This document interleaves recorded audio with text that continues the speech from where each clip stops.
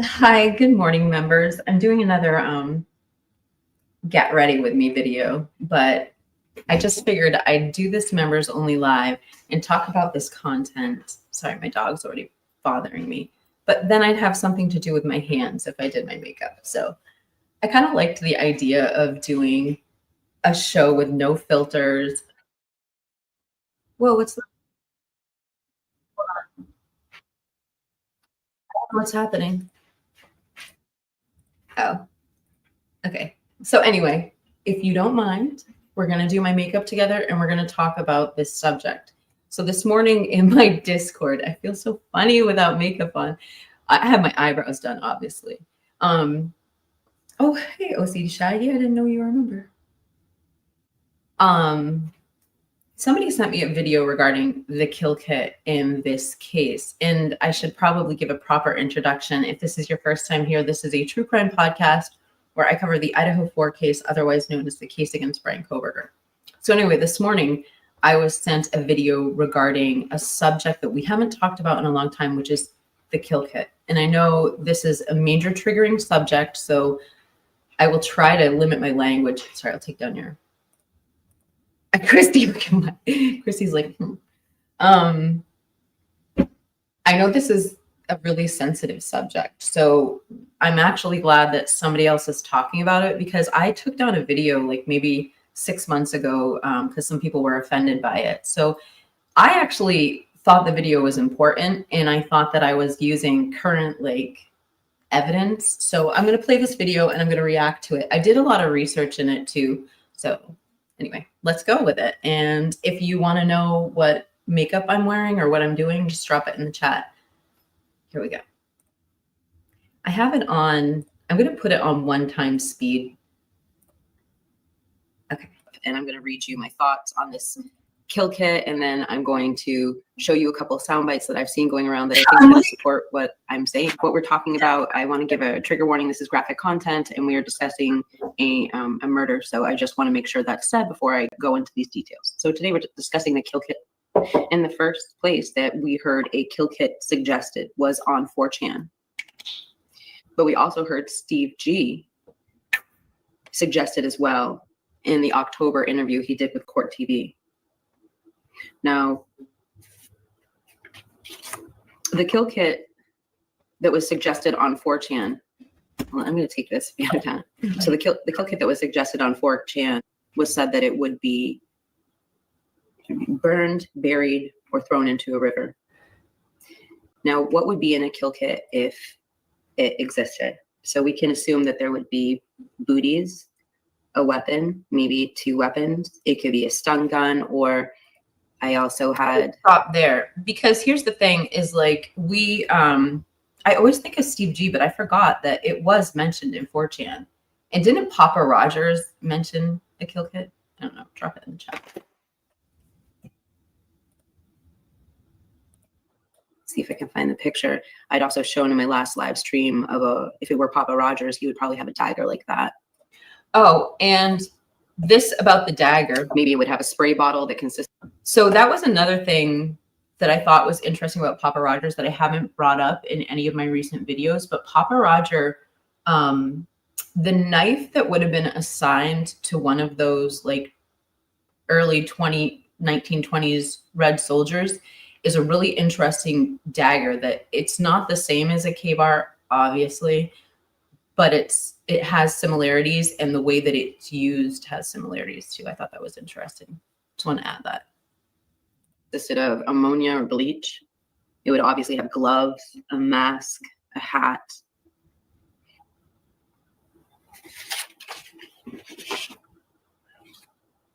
Okay. Hold on. Yeah, so Papa Rogers may be the source. One thing that's always kind of bothered me is this latent shoe print that we heard about. And it was suggested that in a kill kit, it could have a pair of booties. So we all kind of assumed that booties would be something that could protect either the pattern of the shoe or the DNA from where the shoe came from getting into the crime scene. But I recently saw something on the web where a retired detective that runs the channel True Crime Labs, he was featured on the Drunk Turkey show.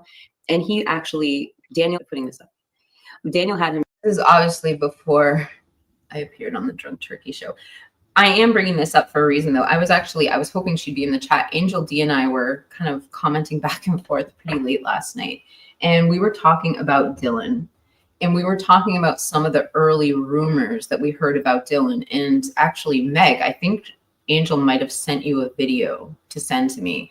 But after we get through the kill kit, I will have some things to say about that. But I mean, when you think of this really sensitive subject, you probably think of like a weapon, or you probably think of whatever. But when I started really thinking about it, like, it's going to be the tools that they're going to use to either A, get away with their crime, or to, I don't know, stop their victim in their tracks. So like I was saying, they could have like a spray bottle with ammonia. If you've ever seen the movie, The Boondock Saints, they carried around a bottle of ammonia, and they'd spray it all over blood spatter so that the police couldn't get DNA. So anyway, obvious, but I don't know. And do an experiment where he would see thanks. exactly how much of a protective field that booty would give.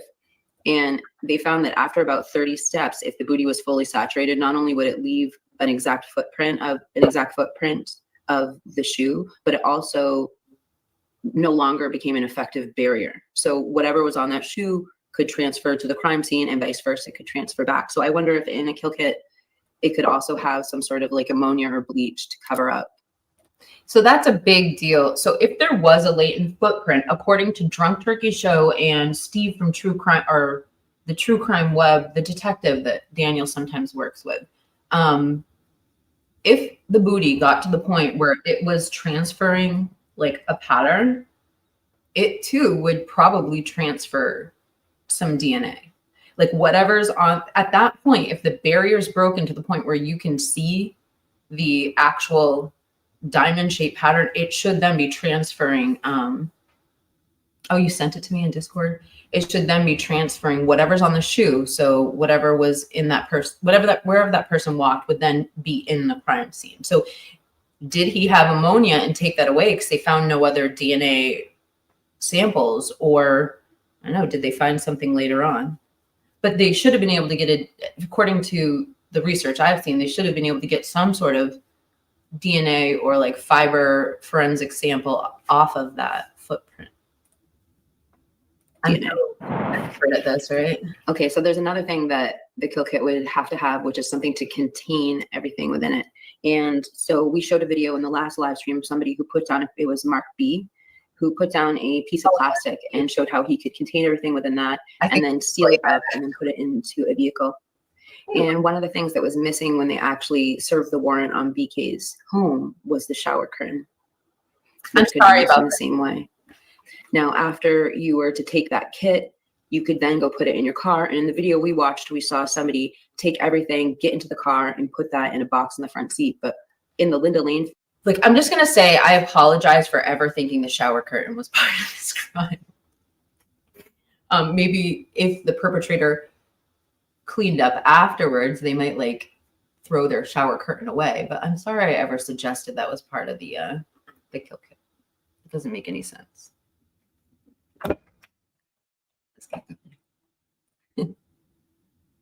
Footage, we hear what sounds like a trunk slamming. So you could also then put that material into the trunk. I want to know about the things I just said. If you could let me know what you think in the comments, I'd really like to know.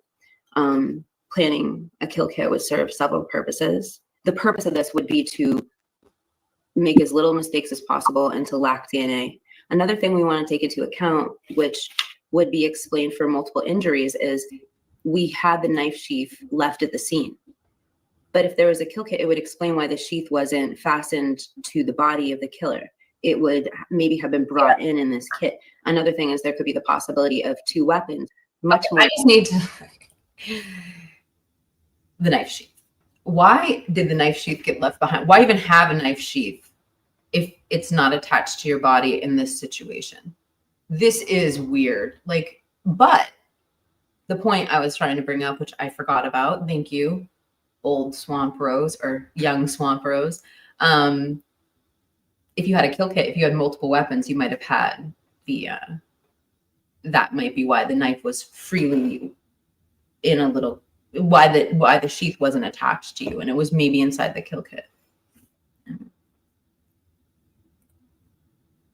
Yeah, I'll get some eye makeup on if there was a kit versus like if he was just carrying here, there, you were just carrying them into the scene. Yeah. So yeah, it opens up the possibility of containing DNA and by bringing multiple weapons into the house. Where's this? Also, back to the 4chan posts. They have some accurate, they had accurate intel into a range of different people's lives that lived within the vicinity. And more particularly, they had the 4chan post had a pretty intricate amount of information on the fraternity. Okay, let's talk about the 4chan post for what I just turned off my camera for a quick second.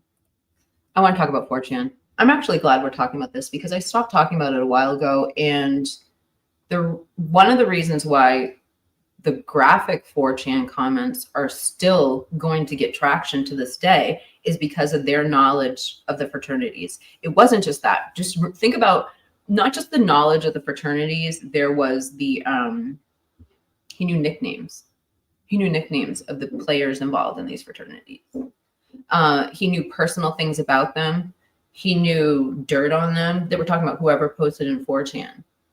They knew who was using roids, all sorts of stuff that turned out to be, well, allegedly accurate.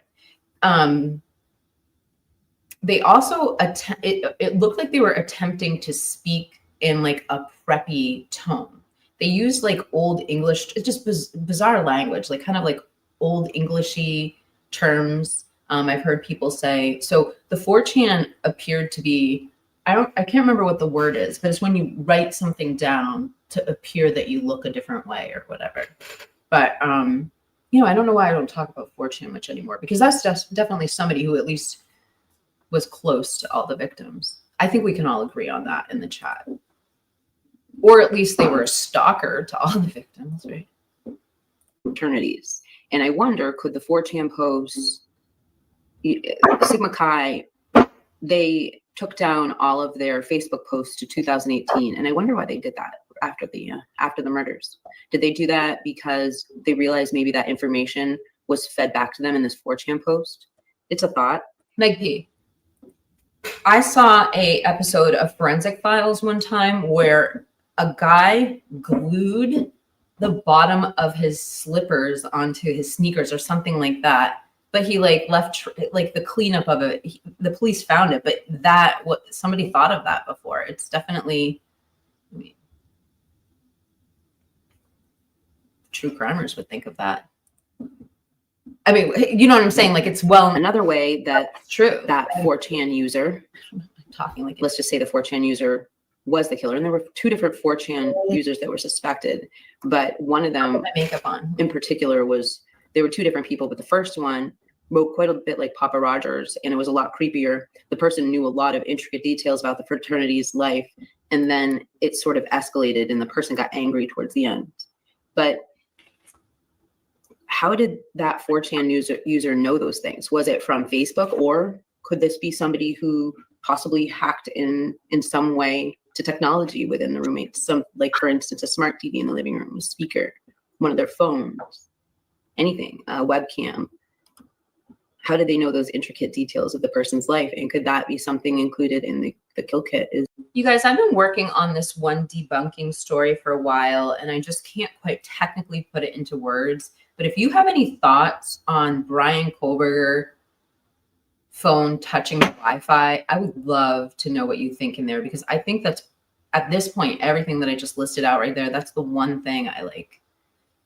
How far do you have to be from a house to have their phone touch the Wi-Fi? Is that even a thing? Like, I don't know. Let me know in the chat what you think. I'm doing a contour right now because this blush, I'm just telling you, they said it was coral. It is not coral. Coral, it is like, like I want to return this blush, but I've already used it.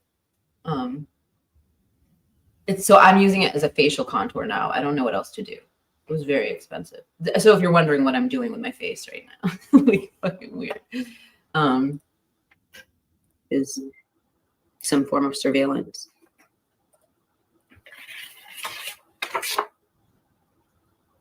And what if they have the wrong guy?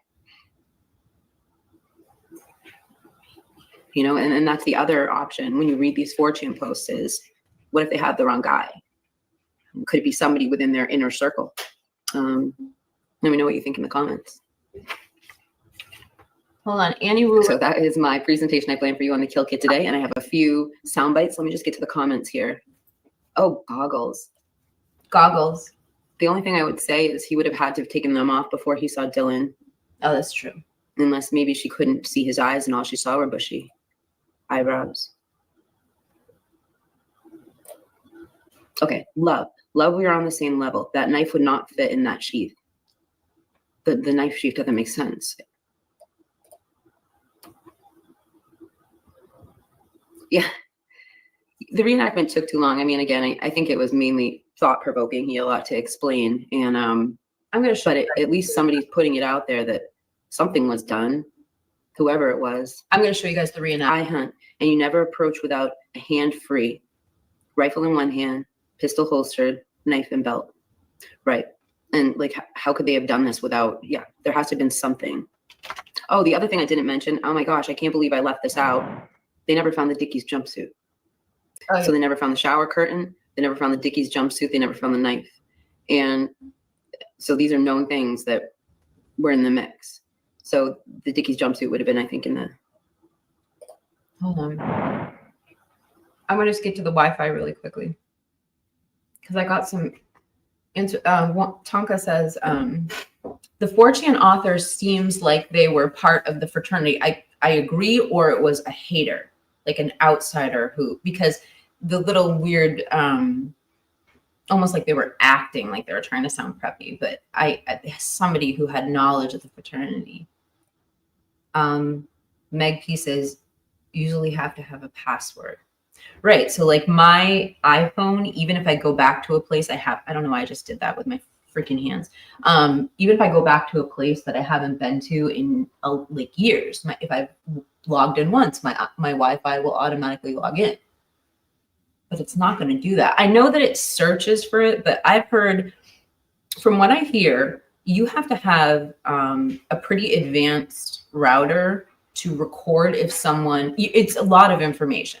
Like, think about how many people might have passed by that house and had the Wi-Fi register. It's not something that is going to be documented. And you'd have to have as far as I understand, like a pretty advanced router or some sort of hard drive to store that. So it, like you said, it has to be someone with a password and not like, I'm just going to freaking tuck my shoulders in.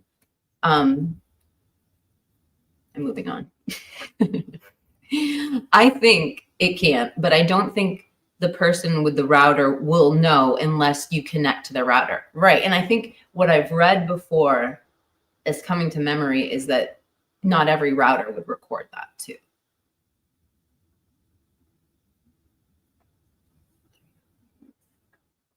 Depends on the range of the modem. Okay, 57, 75, 100 feet. So, I mean, even at 100 feet, it's not that far outside of the house. Like, you would have to probably be in the yard or the backyard or in the, you know what I mean? Like, I don't think driving by, even like maybe the high side of the house if you were creeping up there, but not like Linda Lane, not from the street. 100 feet isn't that far. Yes. It's possible if his settings are set to automatically connect to Wi-Fi, and if there isn't a locked with a password. Now, there's a article that I don't read very often. There's a paywall in front of it, but it's an article from a pretty talented author who doesn't typically report on true crime. And she was talking about her sources, and that's why I don't report on it, is because I can't verify anything she said. But she said one of the tips she had was that the perpetrator was posting on 4chan and actually touched the Wi-Fi at a mobile gas station. I think it might have been the mobile gas station we was talking about. And that's one of the ways that they led to them. I mean, I'm sorry to speculate on that. We'll probably find out in court. Wait, if it's, sorry, driving. Yeah, I knew what you meant. I got to get the rest of my makeup on because it's starting to look uneven right now. Let me put that contour on. And Meg, I'm going to retrieve that video because we're going to talk about Angel D's points because she brought up some really interesting things about Dylan. The origin of the Wi-Fi commentary was the G's, right? It was a broadcast. It was broadcast again. Ugh, I can't talk. It was broadcast across mainstream media. It 100% was them. And but I'm beginning to think, I'm gonna be honest with you, Tonka. Are the G's the source of these stories, or is there somebody else feeding them these stories and telling them that it's the right thing to present? I don't know. Like, well, that's a pretty random thing to come out with, I think. My dog is not enjoying this live stream. You need a password to actually log into, but if you're close enough, it will show as unavailable network on your phone. Thank you. I would think they would consider him stalking if that happened. Oh, interesting point. Unless he knew one of the roommates and he was there previously for that reason. We always have to go back to Bethany might have something exculpatory.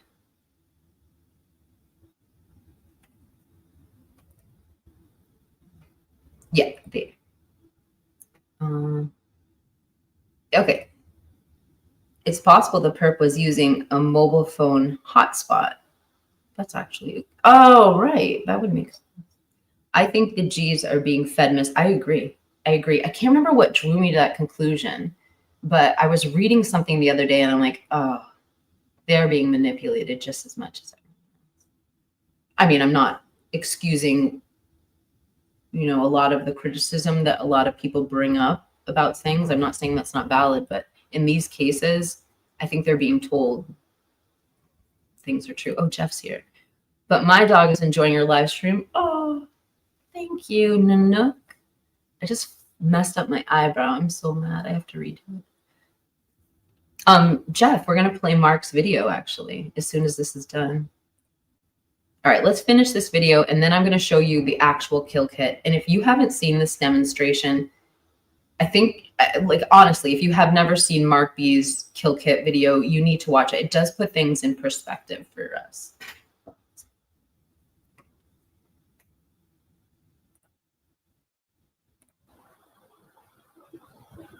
I'm going to get my makeup. I don't know. I don't think any of us know anything about that. Hey.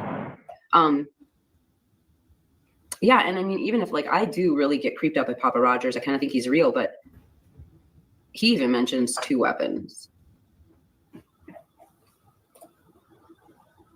ASMR. All right, so I'm going to show you the soundbite I have lined up for you that goes along with the kill kit research or kill kit editorial I just gave you. Drunk Turkey's channel. So I just found that, and then I do have the Banfield footage, and I was told to use JLRs because it's unedited, so we're going to. All right, when Daniel had him do. The synthetic blood and work, and it has the same luminol effect. And okay, so this is what I was talking about. Giving the same results. Let me pause this. That's interesting. That's interesting. So when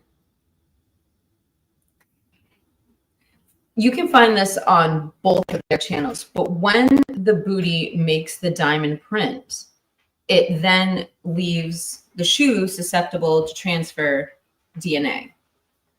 So that's why I keep going back to ammonia being in the clip, because in the kit, because how else would that shoe print, you know, and they not have traced some sort of forensic evidence?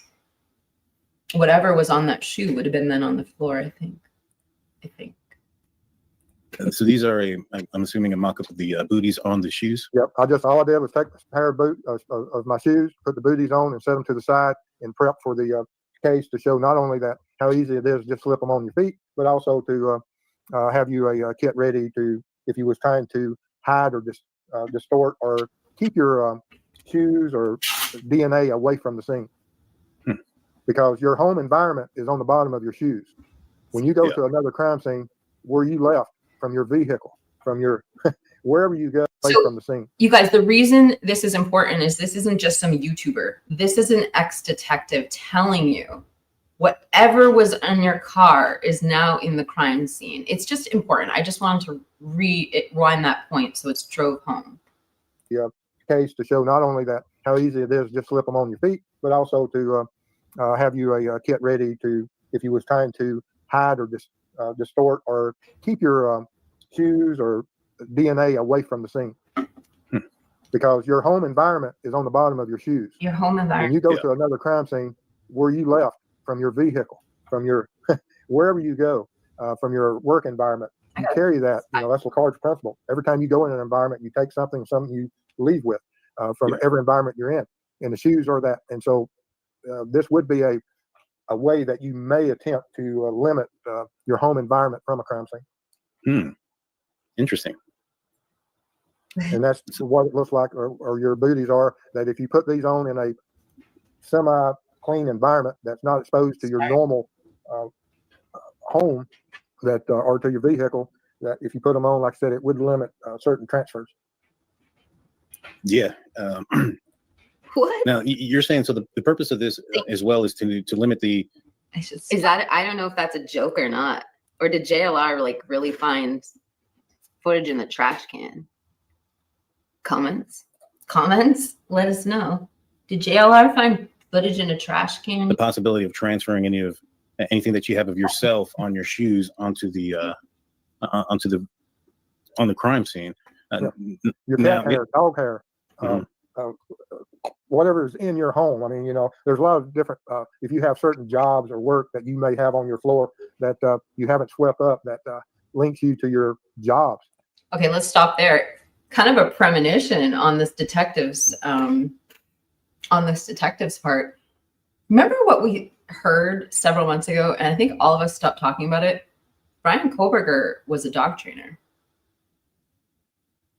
I don't know what that means, but I just thought I'd bring that up because he's saying, like, whatever you do for work, whatever pets you have, you know, this is going to have some sort of trace in there. I'll finish my makeup and let Steve talk. I mean, there's a lot of reasons that this type of activity could be pre-planned and set up so that he would limit his that cross, or the Lacard's principle of identifying him from his home. Got you.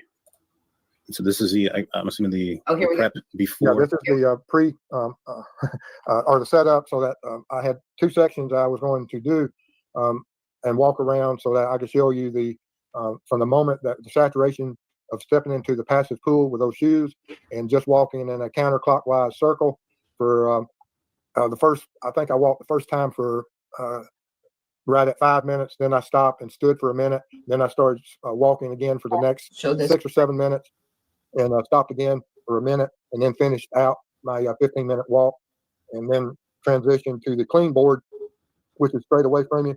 But by that time, that 15 minutes, it had gotten to the point that there wasn't any transfers. Gotcha. So 15 minutes and no transfers after that. Pause this. Interesting.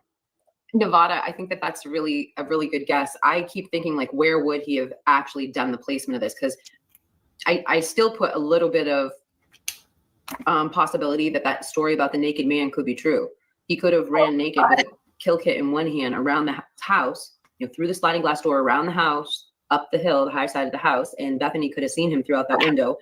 But right outside the sliding glass door would be a perfect place, because as he's taking that stuff off, he could be shedding DNA. So if he did it right outside the sliding glass door, that would prevent it. He'd done it right by his car, but all sorts of things. But I think that might be the most probable thing. I don't think he could have necessarily did it in the house without leaving trace evidence.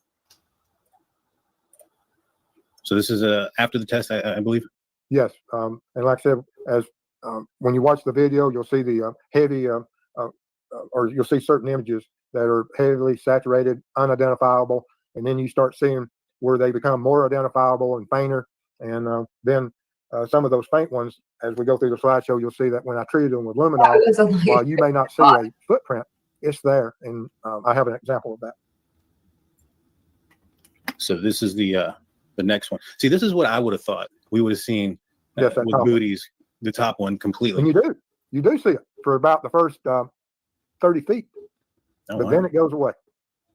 30 feet. Huh. Now, this house wasn't very big. Yeah. So I wonder if, I'm pretty sure they had other ones. Now, do you think that they could tell the size of the shoe? Oh, yes. If I just didn't put the rule in here with this, but yes, you would be able to, even with the saturated one, Whereas the one that's heavily saturated up there, you can see where the pointed shoe cover goes out. It has a little, it's unnatural curvature that you wouldn't expect on a shoe, which would be a Just like building on what he's saying right now, you guys, if 30 feet or 15 minutes after you transfer everything, and at that point you have no more to transfer after 15 minutes or 30 feet, that would indicate by the information that we have that there would have been something transferred, you know, unless you're talking about a brand new pair of shoes that has never hit the floor. I don't know. indicator that this individual is. Yep, and at 30 feet, that's what it would look like. It was a good experiment, really thoughtful. All right, so let's look at, we're moving on to, so now we're talking, in the live chat, we've been talking about the Banfield. And one of the questions that, it is, and it's an important point that by the way the PCA is worded, she watched him walk by the door and then shut the door. And that led them to indicate that. one of the questions that was coming up was, what was that chiming at 3 a.m. on the Banfield? And then the discussion moved to those chimes at 3 a.m. were heard at Linda Lane, but it was. What am I doing? I can't even remember. Oh, it's over. Okay. All right. Well, I guess that was just one of those videos that abruptly ends. So let's bring up Mark B's channel and we're going to check out the kill kit. This is a fairly short video. And so I'm going to play this. You guys are going to be really interested in this. Even if you've seen it before, it's worth watching again. You catch something every time you watch it. The volume is really low, so I'm going to do my best to control that.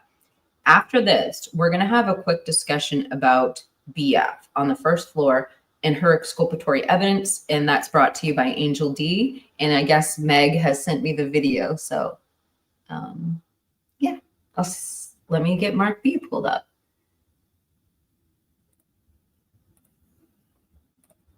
Hold on. This is called Idaho4 Kill Kit Included. Just a couple notes before starting. According to law enforcement, Dylan said he was clad in black. Well, obviously this one's white. Let's just imagine that it's black. Okay, Dylan's room would be right about here, about 6 feet away. That's the sliding glass door. She said he walked towards the sliding glass door. So, according to this theory, he stopped in the kitchen and got undressed. A lot of people think the kitchen's dark, but remember, there's a good vibes lighting in the living room, and it might be reflecting here, or there could be some other source of light also. And once we're done here, we're going to go out to the car, which is about 4 to 5 car lengths away. When the killer first came in, he left that plastic sheeting right by the door. And one last thing before we get going is this outfit is waterproof. And here's a sample of it. I put some Tabasco sauce on here. This is the exterior of the lower pant leg. And right where my finger is here, I dabbed water on the outside, kept dabbing and dabbing to see, it's completely waterproof. So what you're going to see on the inside is just the color from the exterior. It actually did not penetrate. So that is just the color from the outside of the pant leg on the Tabasco. Okay, here goes.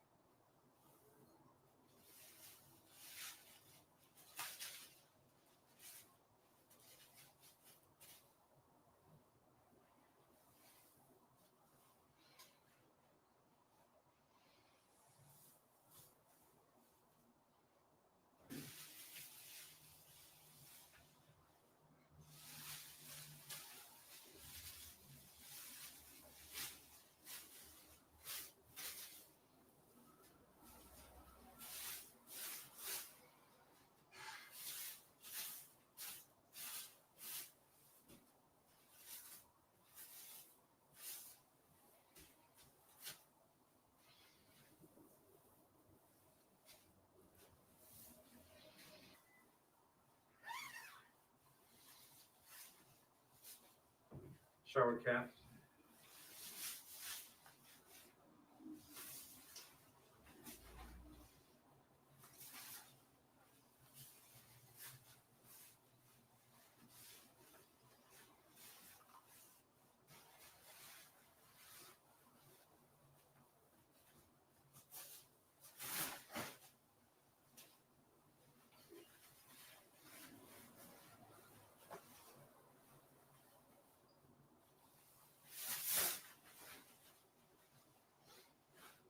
Okay, keep in mind right now, he's naked except for socks, gloves, shower cap, mask.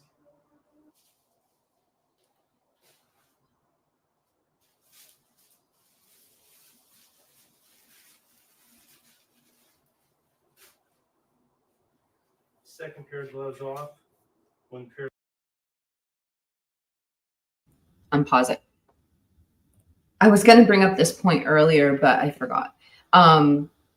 Mark B brings up a really good point, which is that good vibe sign provided enough light that you can make things out. So when we think about, there's two questions that come into my mind when I hear that. Number one, was there enough light so that she might be able to identify the face in the lineup? That's my first thought. My second thought is, did they list all of her details in that PCA, or did she see this man covered, this perpetrator covered in blood? And again, trigger warning. I think the entire podcast is a trigger warning, but trigger warning. You know what I mean? Like, that's what I think. If that good vibe sign is, why don't we hear anything about blood? And I'll be honest, you know, now that I'm saying it out loud, I'm like, wow, they can't.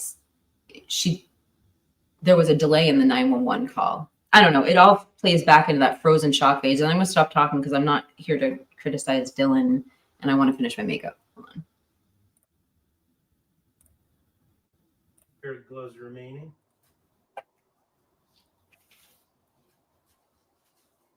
Hand inside.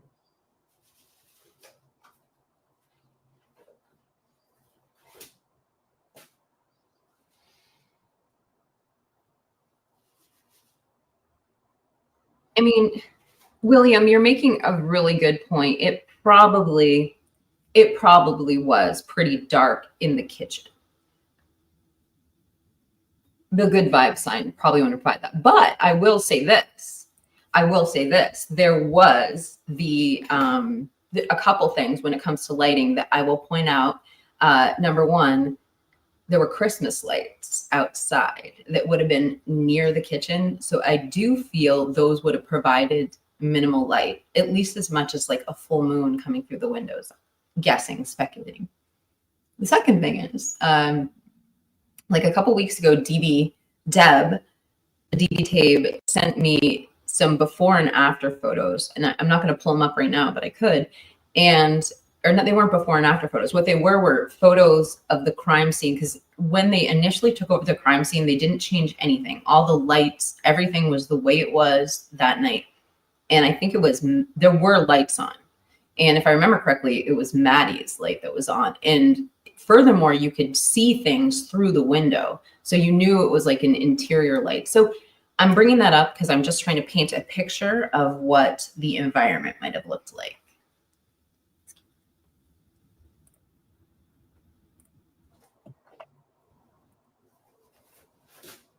Whoops.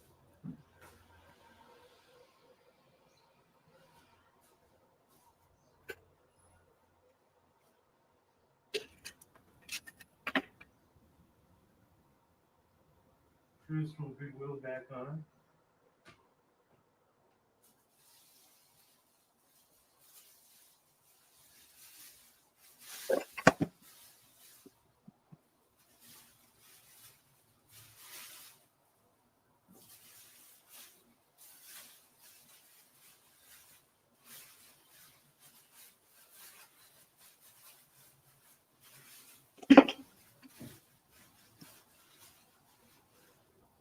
Zip tie.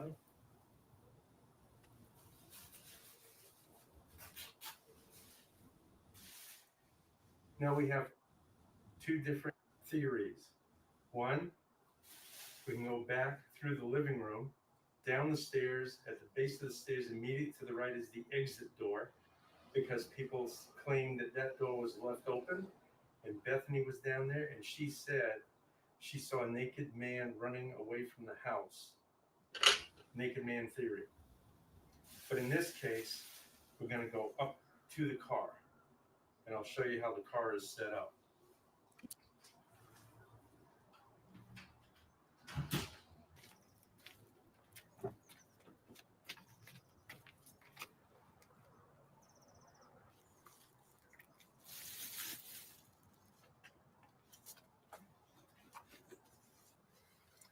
Here's the pedals, and here's the shifter. And this is a removable steering thing.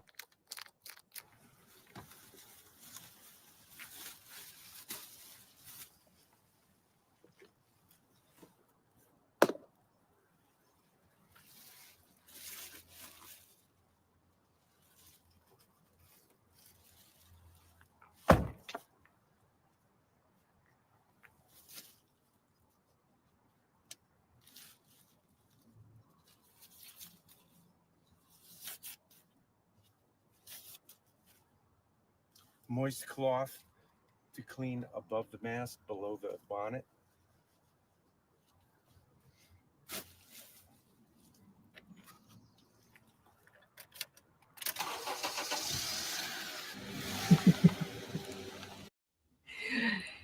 Okay. And Thomas, I wanted to tell you something. Hold on, let me turn this off.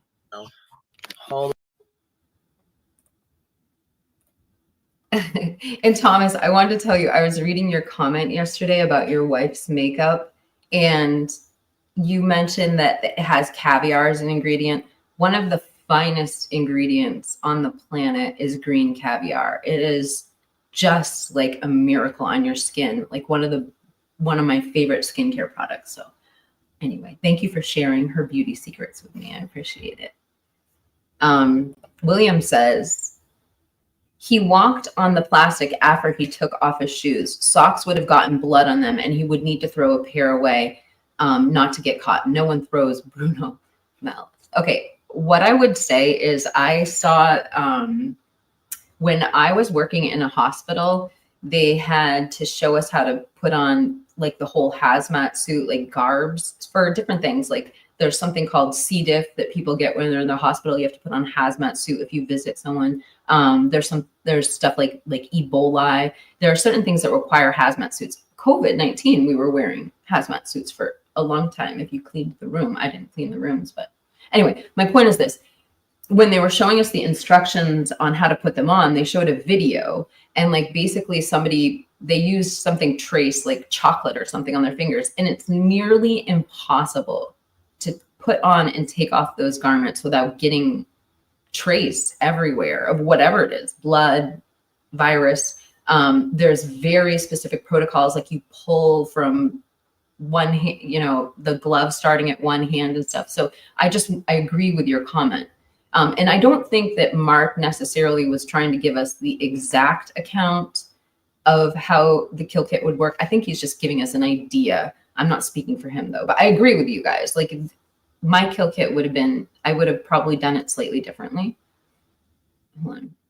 Thomas says, might I suggest anyone who's going to take the time to change clothes at a murder scene is going to verify there are no living humans on the scene? That's a pretty surreal comment. And I mean,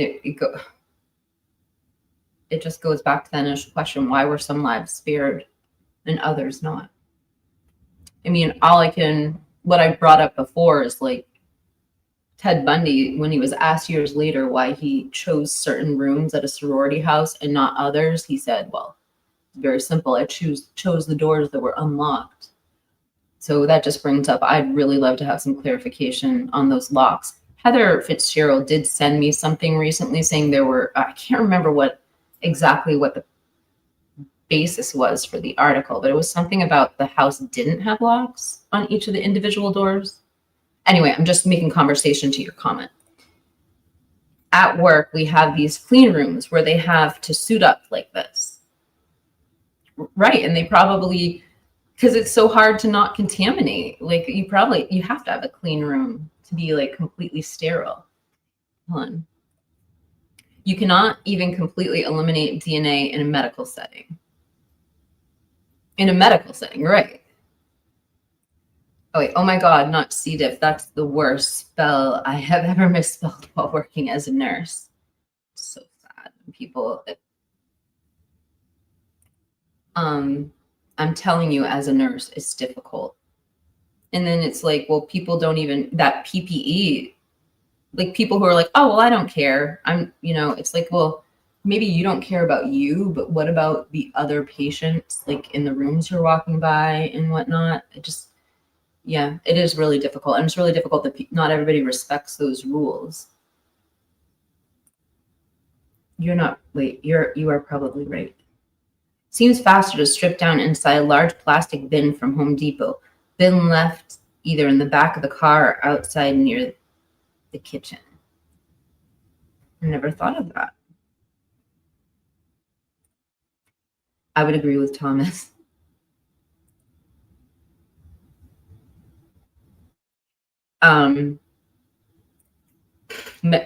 Christy Nevada says, yep, I can't get over the no blood. Just no way. I gotta get some lipstick on here. I agree with Thomas. And if it were rug related, they wouldn't have left a witness either. That's a good point. I got a paper cut and left blood everywhere. Paper cuts suck. I got to get that video pulled up that you sent me, Meg, because I want to end with that. Angel D had some thoughts. I'll just read them to you, but I'll read them after we watch the video. You walk through a door with these blowers before going through, and I've heard that when they make medical equipment, it's that incredibly serious. What's the name of the company? Millipore. There's a company called Millipore in New Hampshire, and I know some of the employees that work there, and they talk about that, going into these clean rooms and putting on these one-time use gloves, and like the amount of endurance they have to have in their job, because resuiting is such a task. The K-bar knife is a knife and a hammer. Yeah, so I mean, that does account for a second weapon in some instances. A sterilization chamber. Hey,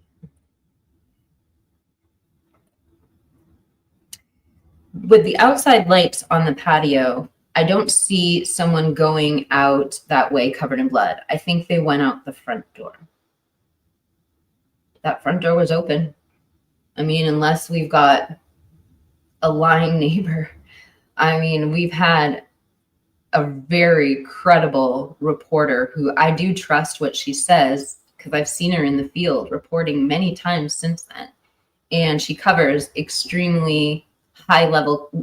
Idaho4 is a high profile case, and that's the reason she was on it. She covers very high profile things, and I do trust her journalistic skills in that instance. That door was open at 8:30. Why?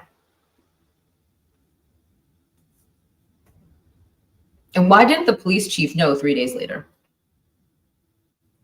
at a press conference? Why is the person in charge of the case unaware of the door being open? Or was he just being not transparent, which is a nice way of saying not telling the truth? I don't know, but I don't know how the lead investigator doesn't know that.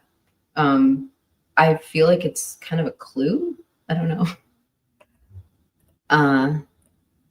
I think at this point, there are just going to be more questions than answers in this case. We really don't know until we see that evidence. They do that with computer chips also. Oh yeah, I forgot about that. Someone would look like they had oil stains on them if they had dark garments and had blood on them. My dog is snoring, if you're wondering what that noise is. Okay, Meg, I'm going into Discord. I'm going to pull up that video right now. Oh, it's by Watts the Obsession. Okay. I forgot about this. This is a 32-minute video. Hold on. I'm just going to quickly skim through it because I know there's going to be, yeah. We're not going to listen to this whole thing. Here's what we're going to do. Let me just go to the chapters real quick.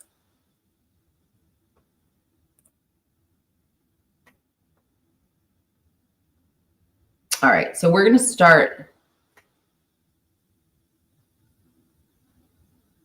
Okay, we're going to start at 2 minutes, 37 seconds. Oh, I'm not sharing it. You guys have been staring at my face without finished makeup. This is called Bethany Funk Bang, All She Saw Visuals. Beginning of the case, when there was not even a suspect named or in the minds of authorities. And there were so many questions out there, and most of us had the same key questions to begin with. Who called 911? We're learning that the caller was not, repeat, not either of the two roommates who live in the house and apparently slept through the massacre. Yeah. So the mystery is, who did make that 911 call to? Okay, so I'm glad you said this, Tonka, because I keep saying that. And I'm like, how, if the lead investigator didn't know that the door was open at 8:30, how do they have the correct time of death? Like, doesn't that change the temperature quite a bit? I mean, I know that there are other factors. I know there are proteins in the blood they can check and stuff like that, but just generally speaking, to determine time of death, you need the body temperature. I don't know. Maybe it was too long afterwards. If you guys have any thoughts on that, please drop it in the chat. The police, and how did that person make the group? My point in stopping the video and saying that is that I said that the last time I said that, I got a lot of pushback in the comments saying that that wasn't the factor they were using, was body temperature. So I don't know. Some discovery. I spoke with County Prosecutor Bill Thompson. It's an essential part of the case.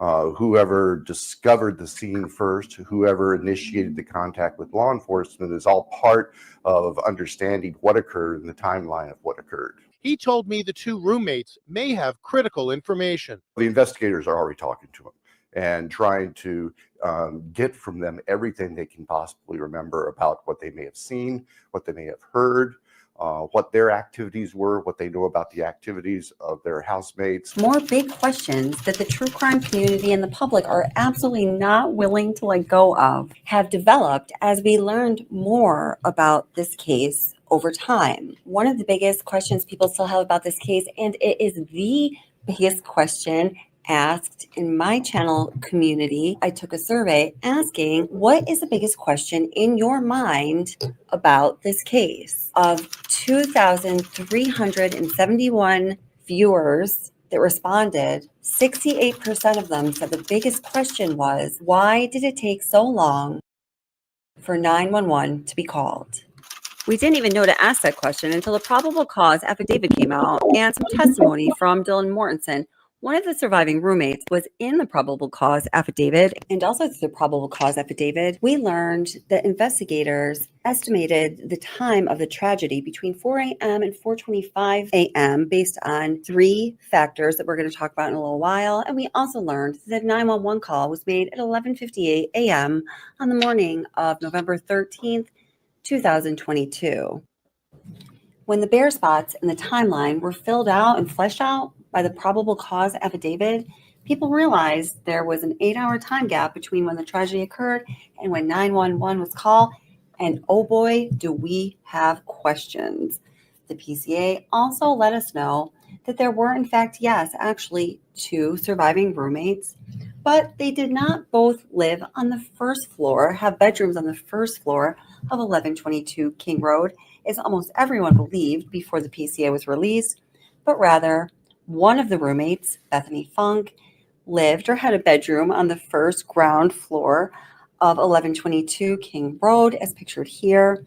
And the other roommate, Dylan Mortensen, actually lived on the second floor, the main floor, the floor that had all of the living space, including the living room, the kitchen with the sliding glass door that went out to a little patio, and Xana Kanoto's bedroom, as well as her own. Ever since the world was introduced to Dylan Mortensen and Bethany Funk, so to speak, we have had mad questions about those two young women. I love reading your comments and talking to you guys, so I know I am not the only one who was completely blown away by the sheer number of people who, in their own minds and through their public statements, have completely villainized Dylan Mortensen and Bethany Funk. Many have speculated something like it was jealousy and envy that fueled, it's usually Dylan Mortensen's drive to find retribution and do something terrible to her far more fair maiden roommates. Some of you that I've heard from think that one or both of the roommates did something that was really wrong. They ultimately need to be held accountable for what they did, but it didn't quite rise to the level of being part of planning and carrying out the horrific, heinous crime that happened at 1122 King Road. I truly have come to believe that everybody that knows about this case has an opinion of some sort about Bethany and Dylan, but not everything is in the garden of good and evil. And some of you are just kind of confused because every time you think you learn something new about Bethany and or Dylan, it changes your perspective and you really don't know who they are or what their role was on November 12th, 2022, going into the early mornings of November 13th, 2022. And you confused people are my people, because that is how I'm feeling too. It was through the probable cause affidavit when most of us learned our first real facts about Bethany or Dylan, or where they were on November 12th going into November 13th, or what they were doing, or what they may have heard or seen or experienced or observed related to the awful events that happened in that time frame. And even though the probable cause affidavit gave us our first set of real facts about the surviving roommates, it certainly did no favor. Like, I hope I'm not being insensitive right now, but I just wanted to tell you something. So yesterday, hold on, let me find him. Yesterday, I know he's here. Yesterday, when I was doing my live, Too Fast very graciously was supporting me. He was the only one in the chat. Well, he was the only one commenting in the chat. But I said some incorrect information in that chat yesterday, and I'd like to clear it up today. So I did an unboxing with Too Fast of the one of the newest shades by Chanel called Intuition. It's part of the Rouge Allure high definition matte makeup. I love this lipstick because you press it and it pops up. But I was telling the chat, or Too Fast, that I was using the Korean method for applying lipstick. Now, I kept saying this is the worst lipstick in the world, it's the worst shade, and it's because I was using it incorrectly. And so I actually went back, and you can't use that technique because it's better for a lip gloss. This is matte and it doesn't like operate the same way. So I figured out how to use it. So I'm going to use it right now. So first I'm going to map it out like the Korean technique. And the reason I use Korean makeup techniques, I'm just going to take a quick minute to tell you about myself. I've mentioned to you guys before that like I had my high school sweetheart was a warrant officer in the Army, and he went to South Korea. And I have a really good friend who's Chinese. It's my friend Maury, and she's from Canton. And she kept saying to me, he kept sending me presents home, and I'd show him, and she'd be like, "Oh, be careful." She's like, "Korean women are the most beautiful women in the world." And so I started getting into Korean culture. I'm like, why are these Korean women so beautiful? And what I found out is Korean women, it's like the hot spot for beauty in the world. Like it is, if you want to take a beauty vacation to look better or do med spa, South Korea is the place to go. They have the most phenomenal products. And I'm bringing that up because everything I use by Chanel, my bronzer, my everything from the Le Beige collection, my foundation, everything Chanel #1, you have to use Korean makeup techniques to apply this makeup. You cannot sweep it on. You have got to use Korean makeup technique. I probably should have brought that up when I was putting on my foundation. But so I'm still going to map out my lips like you would Korean lip gloss, but I'm going to apply it because it's a matte lip gloss. I don't know if this is important to you guys, but I said some really bad things about this expensive lipstick yesterday, and I take it all back. Okay, let's go. In creating a clear picture regarding anything having to do with Bethany or Dylan, and it prompted a new set of questions for many.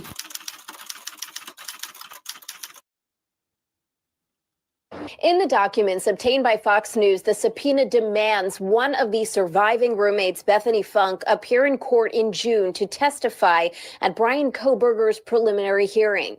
This is not the roommate who witnessed a masked man in their home the morning 4 of her friends were murdered, but a second roommate who told police she was in the basement at the time and never went upstairs.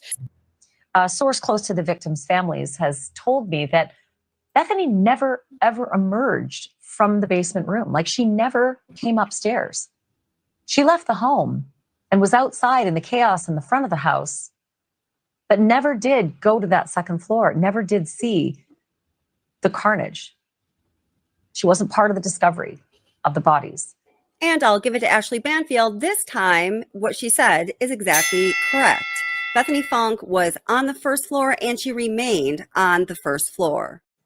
Tonight, a bumpy start to a lengthy court battle from the defense team of alleged Idaho murder suspect Brian Kohberger. His team attempting to force the surviving housemate of the Forest Lane University of Idaho students to testify in his defense at a preliminary hearing in June. That roommate, Bethany Funk, is fighting against it, filing her own motion to quash the subpoena in Washoe County, Nevada. And newly unveiled court filings are shedding light on how the defense team for Brian Kohberger is trying to play things out. In the filings, his defense asserts that a surviving housemate has exculpatory evidence, information that could be favorable to Kohberger. According to the court documents, Kohberger's defense team says she has, quote, information unique to her experiences and cannot be provided by another witness. Funk is fighting the subpoena. Her attorney filed a motion saying even if her client has exculpatory evidence, which remains unknown, quote, there is no place or reason to present that evidence at a preliminary hearing. As we all know, that preliminary hearing never happened because the state convened a secret grand jury and, well, history in this case had been made. However, I think along the main goal of this motion to compel Bethany Funk's testimony in the pretrial hearing was for Ann Taylor and her team to get information out to the public and to the potential jury pool that there might be exculpatory evidence out there. I mean, how else would you be able to do that with such a strict and broad gag order in place? It truly is amazing to think about the amount of information that the defense team, Brian Kohberger's defense team, led by Ann Taylor, has managed to get out to the public, to the masses, to potential jurors in the midst of a strict and broad gag order that has been in effect since January 5th, 2023. I have the transcript pulled up. I want to get to the part about Dylan. I'll finish my lipstick in a second because I knew I was going to skip part of this. Wow, I played a lot more than I wanted to. Hold on, right here. So what we're getting at is Bethany's exculpatory evidence, what Dylan could have seen in early rumors. So I'm just going to lump that all together and then we'll get to it in a second. All right, here we go. She heard and what she saw that caused her. So I didn't watch this video, obviously, before I'm playing it, but I'm assuming what she's bringing up right now is the fact that Ethan's in-laws were saying, can you please somebody look into these roommates and why they didn't call 911? It was coming from the family member of the victim. And that's what I think prompted probably her to make this video back then. Hey, Robert. To look out of her bedroom door 3 times and then ultimately lock herself in her bedroom in a frozen shock phase. According to the probable cause affidavit, this is what Dylan Mortensen saw the third time she peeked out her door. It says Dylan Mortensen stated she opened her door for a third time after she heard the crying and saw a figure clad in black clothing and a mask that covered the person's mouth and nose walking towards her. Dylan Mortensen described the figure as 5'10" or taller, male, not very muscular, but athletically built, with bushy eyebrows. The male walked past Dylan Mortensen as she stood in a frozen shock phase. The male walked towards the back sliding glass door. Dylan Mortensen locked herself in her room after seeing the male. Dylan Mortensen stated that she did not recognize the male. This leads investigators to believe that the murderer left the scene. According to the students from the University of Idaho, what Bethany Funk saw in those early morning hours corroborates the fact that Dylan Mortensen called all of her roommates when she was alarmed by what she heard and ultimately what she saw. Apparently, Bethany Funk was awoken as well by the noise that she heard, or maybe she was woken by Dylan Mortensen contacting her on her phone. We are really not sure, but what is known is that Bethany Funk looked out of her bedroom window from the first floor, and what she saw was a man walking away from the 1122 King Road house, dressed in the same manner as the man clad in black that Dylan Mortensen saw outside her bedroom door. Now, this is as far as Bethany could tell from her perspective. Now, I think it's important to say that I certainly have not talked to Bethany Funk myself. In fact, everyone that I've spoken to, and I think every bit of information out there about Bethany Funk and what she's been doing since the tragedy occurred, is that nobody, literally nobody, even her close friends from the University of Idaho, have heard from her. That's from what I understand. So since I have not spoken to her myself, but I have heard this story about. I think that's interesting. I just a thought that came to my mind while she was talking. If nobody was hearing from Dylan, when we did hear back from Dylan, like the internet went wild. And it was typically, I think it was like around Halloween when we first saw her reemerge last year.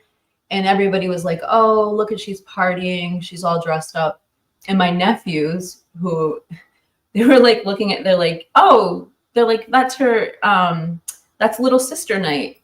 They were talking about, because they're all in fraternities. They're like, oh, that's her sorority night. And when they saw those pictures, they're like, oh no, that's sorority.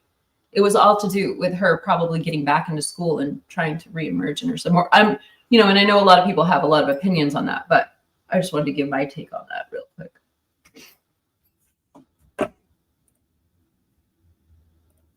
Bethany Funk's experience in those early morning hours of what she saw and what may likely be the exculpatory evidence that Brian Koberger's defense team is referring to.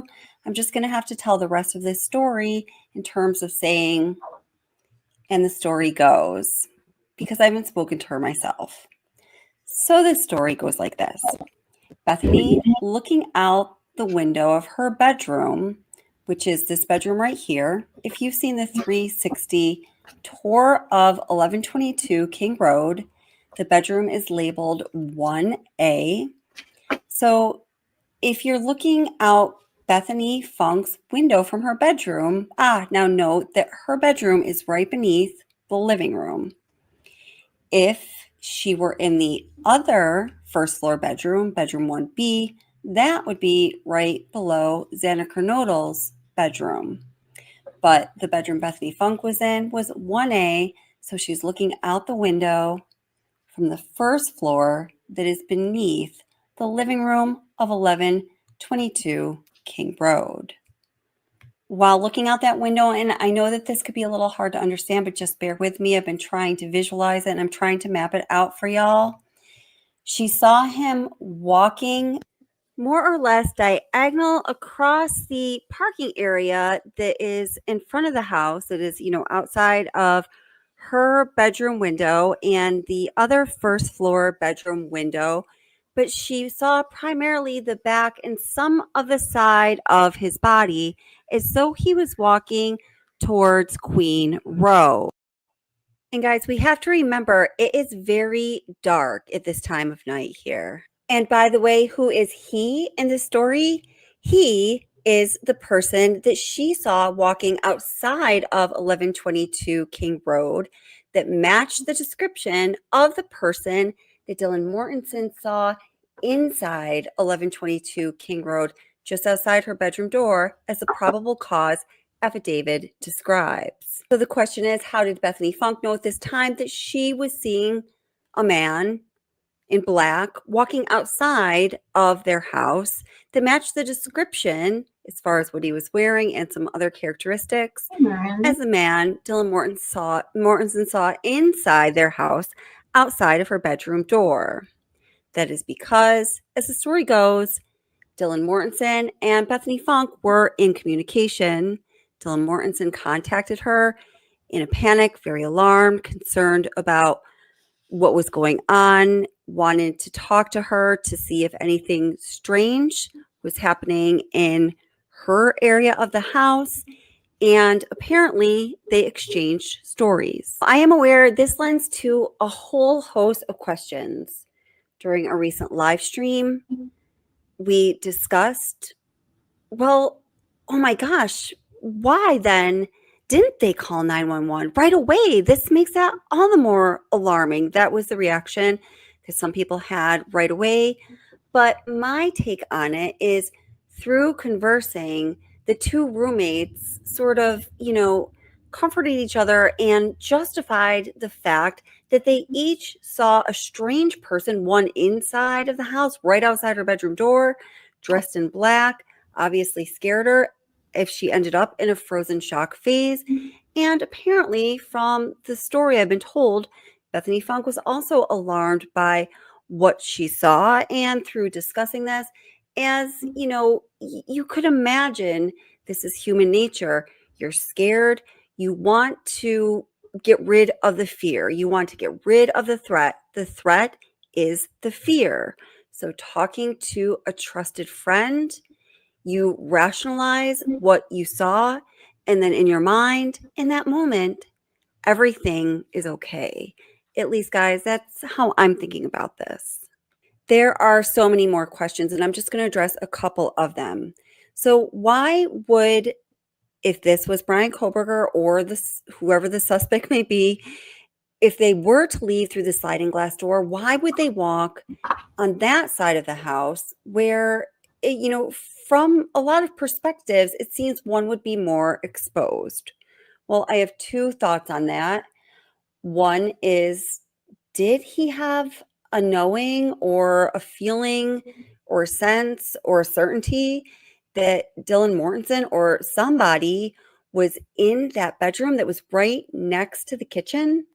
So if the person leaving through the sliding glass door were to go around the house the other way, they would necessarily have to walk right by the windows that look in to what we know is Dylan Mortensen's bedroom. This is the important So could part. that be a reason that he would walk what seems to be the more exposed route? Also, some people have suggested, if you don't know the outside of that patio in the back of the house area really well, when you're walking outside those sliding glass doors around that exposed side of the house, so to speak, is the way that the landscaping sort of leads you. So you can take a look at what you think about that right here. Something else that is obvious in this scenario is the widely held belief that Brian Koberger, or whoever the assailant was, parked up behind 1122 King Road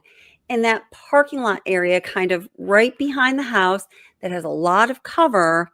That is where Queen Road ends when it winds around and kind of ends in that cul-de-sac in that parking lot.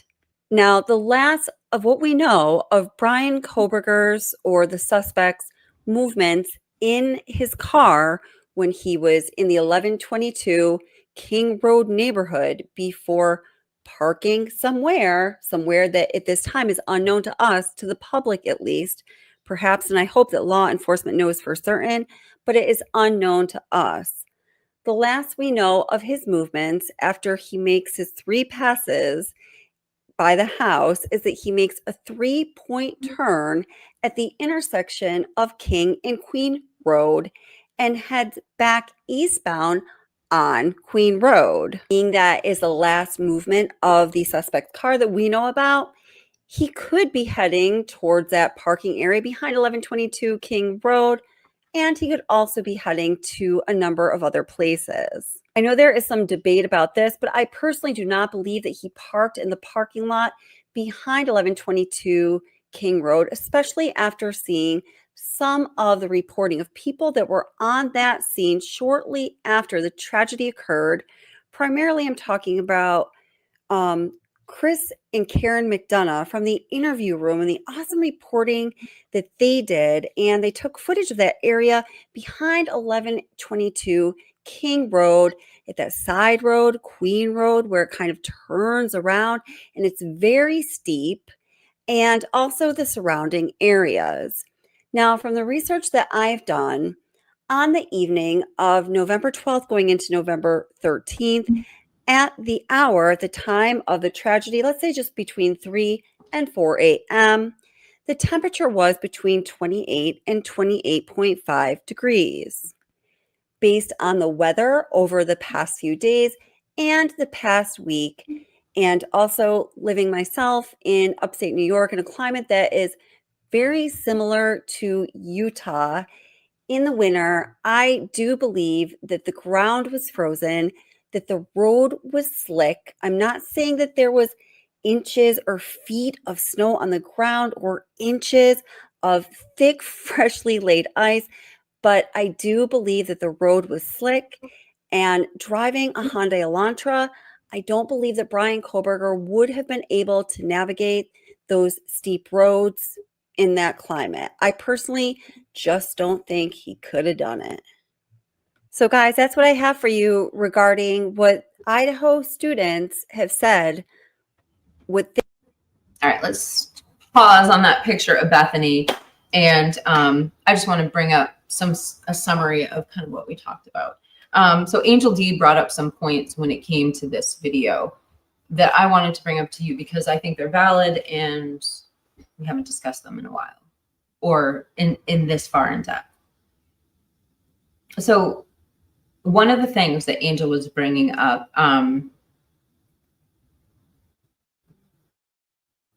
so what started this conversation is Angel and I were talking about, let me show you this camera.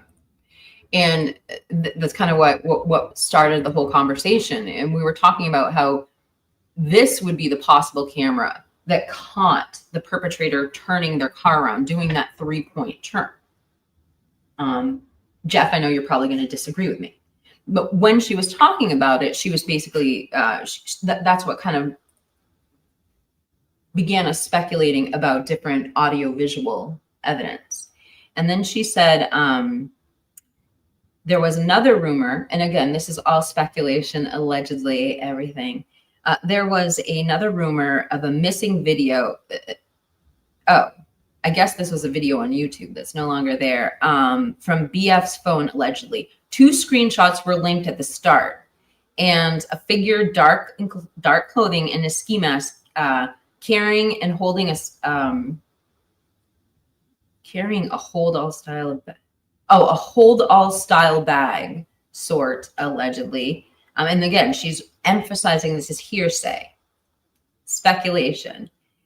And then that's when she recommended the Kelly Watts video where it states that BF saw a person walk out of the 1122 King Road home. Diagonally across from the front of the parking lot area after DM saw the perp leave, allegedly. So, I mean, it's possible too, there was something else. Phase shows a frozen shock phase indicates it was over. So, you know, I'm thinking, did Dylan all of a sudden come through and take some sort of photo too? I think there was another point she wanted me to bring up. Hold on.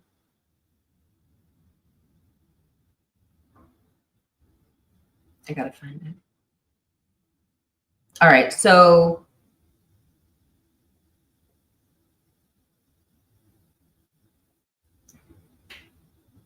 anyway, I didn't capture all of them. But anyway, I want to bring those up. The probability of what the roommate saw, about there being other witnesses, all of this is very likely very high. And I have one last thing to do with my makeup, and then I'm going to, I actually think this is not that bad of a video. Maybe I'll make it public afterwards, since I should probably take a look. I don't know if I did any, I don't know, wardrobe malfunctions while I did this, but I think I'm gonna make this public.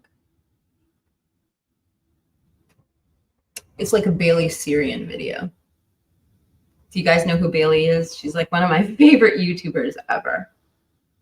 She does murder makeup Mondays, murder mystery makeup Mondays. So she's a professional makeup artist before she came on YouTube. And then she started her true crime podcast. And now she's the princess of YouTube. So anyway, I'm gonna just read your comments and let you guys go. Hold on, there's so many comments. Do you have a theory about who carried EC back? Yeah, I don't. That theory is so complex. I really don't have. I think you're probably talking to someone else in the chat. I don't personally, because I don't know how they would have pulled it off. But there are people in here who will answer that question for you.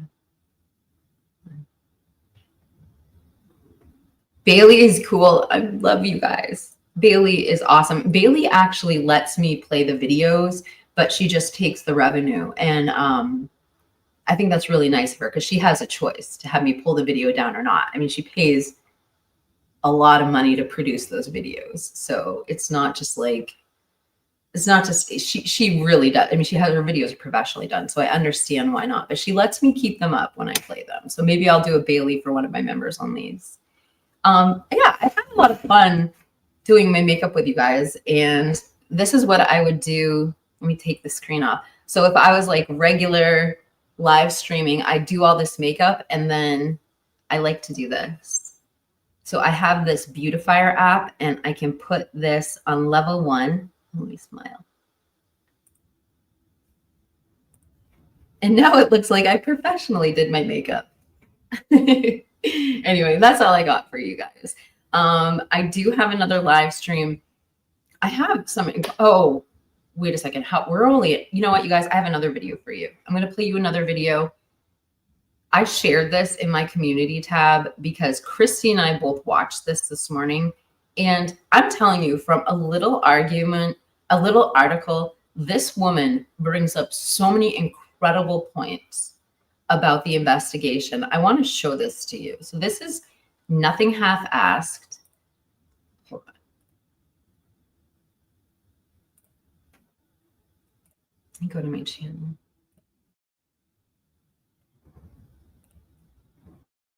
Okay, let me share my screen with you. Hold on.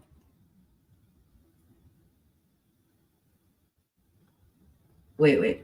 Wife got jealous because women came up to me at Walmart because I smelled like candy cane body wash. She did it to you. We've already, Robert showed us his candy cane body wash. And I'll just ask you guys, it brought up a whole chain of conversations. Christy Nevada was talking about how the holiday season and gifting Bath and Body Works, like stuff. And I was talking about how in QVC, it's like the one time a year I buy Philosophy. They have these like massive bottles of their holiday scented body wash.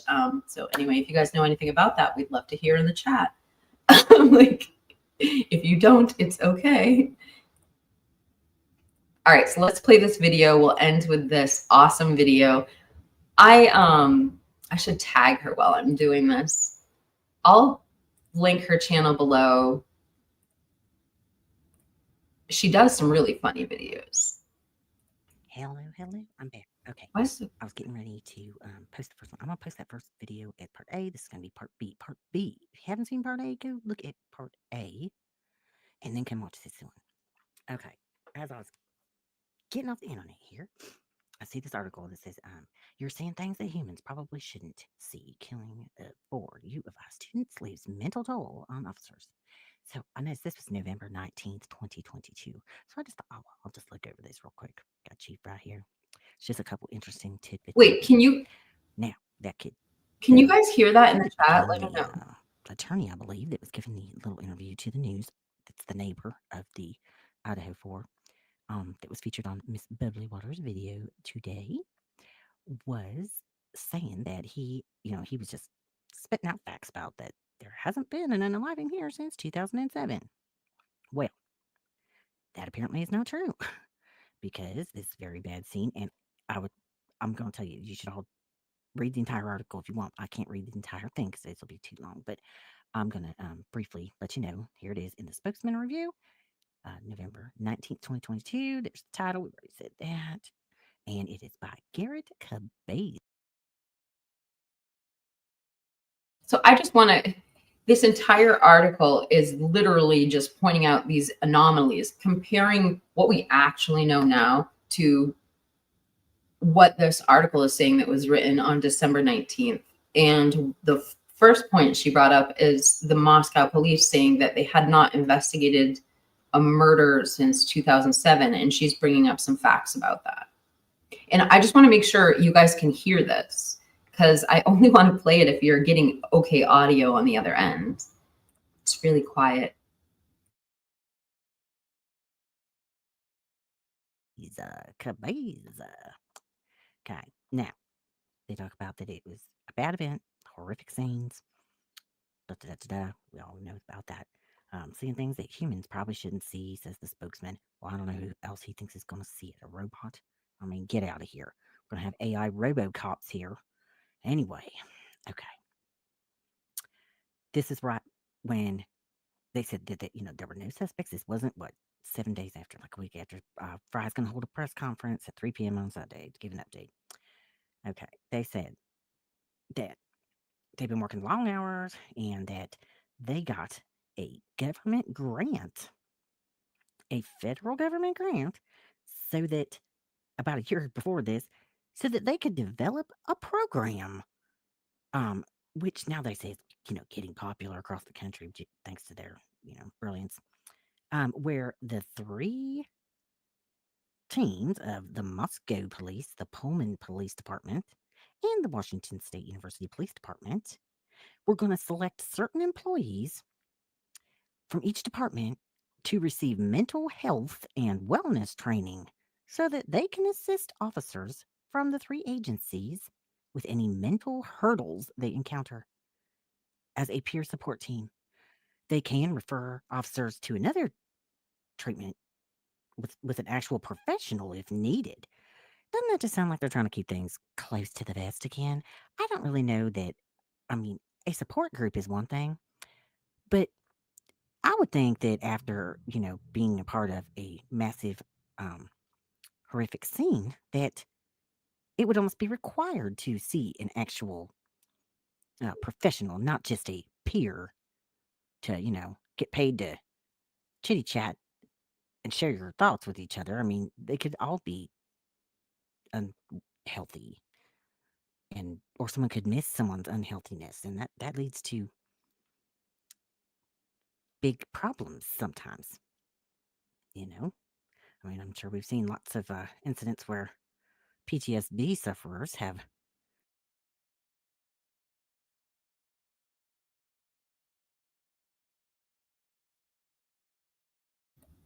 I think that her second point here is incredible, is falling. I'm resonating with her second point a lot. What she just said, if you didn't catch it, is the police were given a choice whether to receive counseling who went into the scene, and I don't know how I feel about that. I think if we're going to ask our public servants to go into a crime scene that horrific, there has to be some sort of mandatory mental health counseling, if not for screening purposes only. We can't ask people to expose themselves to things like that and not follow through with it.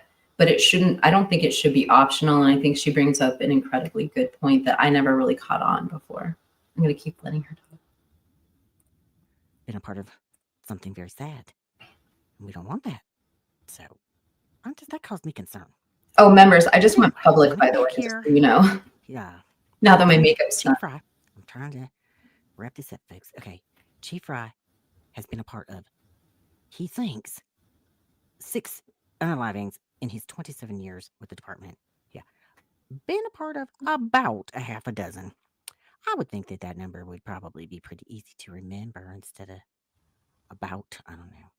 But he also said that he believes that last weekend's unalivings are the most in one setting in the college town's history. Well, I would think you might know that for a fact. Call me crazy. Most people do. Anyway, he said he thinks that's the most. I mean, you'd know if there was 5. I mean, I think you'd be like, not again. This is a horrible, horrible. I just want to pause. So Christy is saying, if you're not, go subscribe to her. She only has 150 subs. So what I'm going to do is while this is playing, I'll go take her channel and I'll post it in the comments below and in the description so you guys can go find her channel and subscribe to her. She also collaborates frequently with Dinky IMO. So if you like Dinky's channel and you like Willie, you'll probably like Nothing Half-Assed.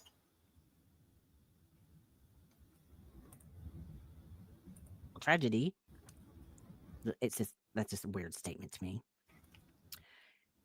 He did talk about how it was very publicized, and then he said that the last Moscow unaliving was in 2015 when John Lee pew-pewed and unalived 3 people and injured another.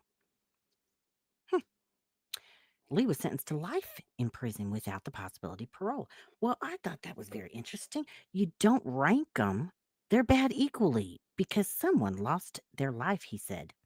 Well, brilliance coming from Chief Fry because they're not all equal because apparently 3 in an injure, you get to live, and 4, you get the shooting squad. So maybe you shouldn't make that statement so easily there, sir, because I think they are being kind of ranked. I don't know, but I found that very interesting that this other gentleman unalived 3 people. So I haven't any more knowledge on that incident, but I had not ever heard anyone mention in all the interviews or press conferences or anything that, hey, we have experience with cases where, multiple people are unalived. This is a really Don't worry, we've got this under control. We should be really organized after the last 3 in an injury we did. Anyway, then they go on to talk about the 911 call, okay? New details on 911 call and driver released. They say, I just don't like how they phrase things here. I don't know why it's so strange in this town. I just feel like it's like a black hole town or something, like a pothole. Like it's just, everything is very weird and just tried to be kept in, like close to the vest. They say the 911 call is what led the officers to discover the bodies of the 4 students. That call came from the cell phone of one of the surviving students. Okay.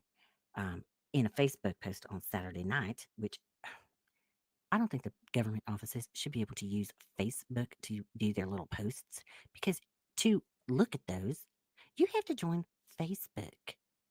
And if you're not wanting to join Facebook, then you don't get to see all the things that the other people in the town are seeing. And I just think that is wrong.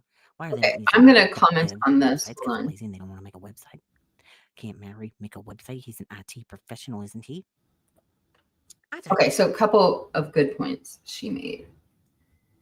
Saying that they have had similar experience to this. Have we heard of another quad unaliving that was handled by this police department? And then brilliantly, I never thought of this before, but it's almost the same as putting up a paywall when you limit your releases to one platform. Now, I know a lot of people do it. We have political officials that limit their releases to only Twitter or something like that. But it is interesting. If they're posting their updates on Facebook, maybe it should be done in-house, like on an in-house website.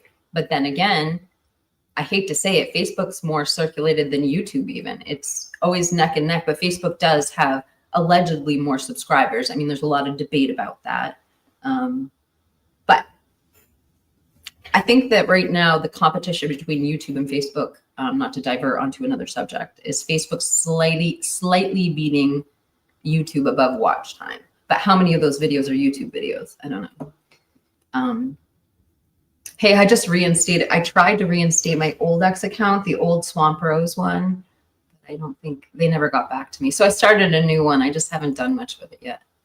Oh, so Tonka wants to talk about the DoorDash driver. Okay. I've already been live streaming for an hour and a half, so I will. I'll go there.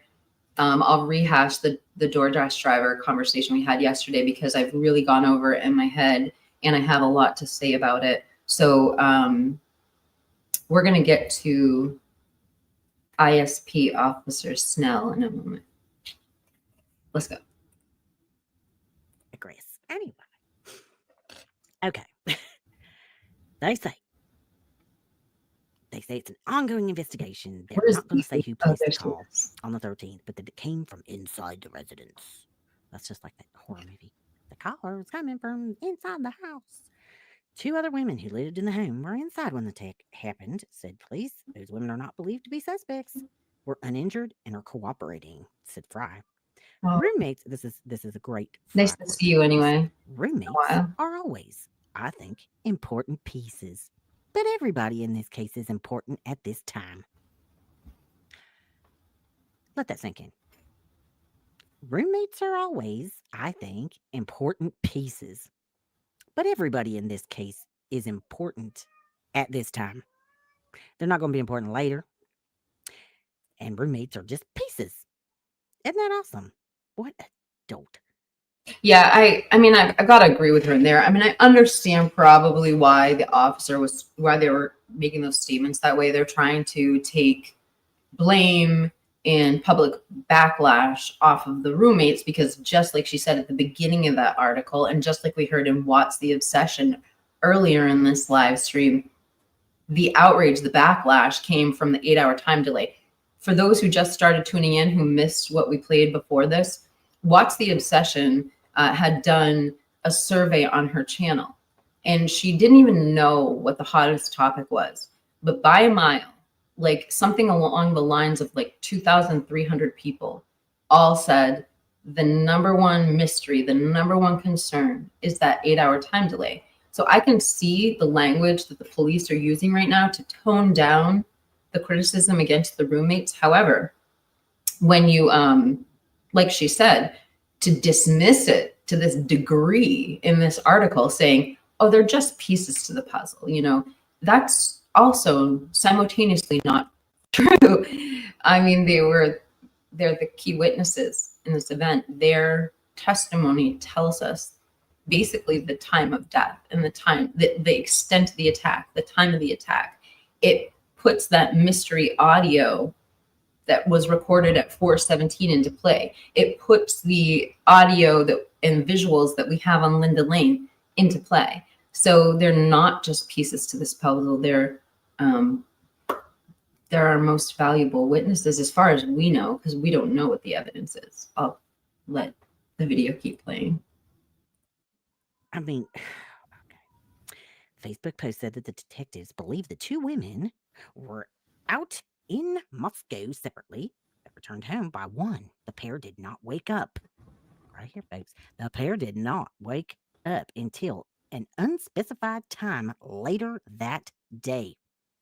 I thought DM got up and kept peeping out the door. I thought she was interrupted a good bit of the evening and then was frozen for 8 hours. Yeah. What is this?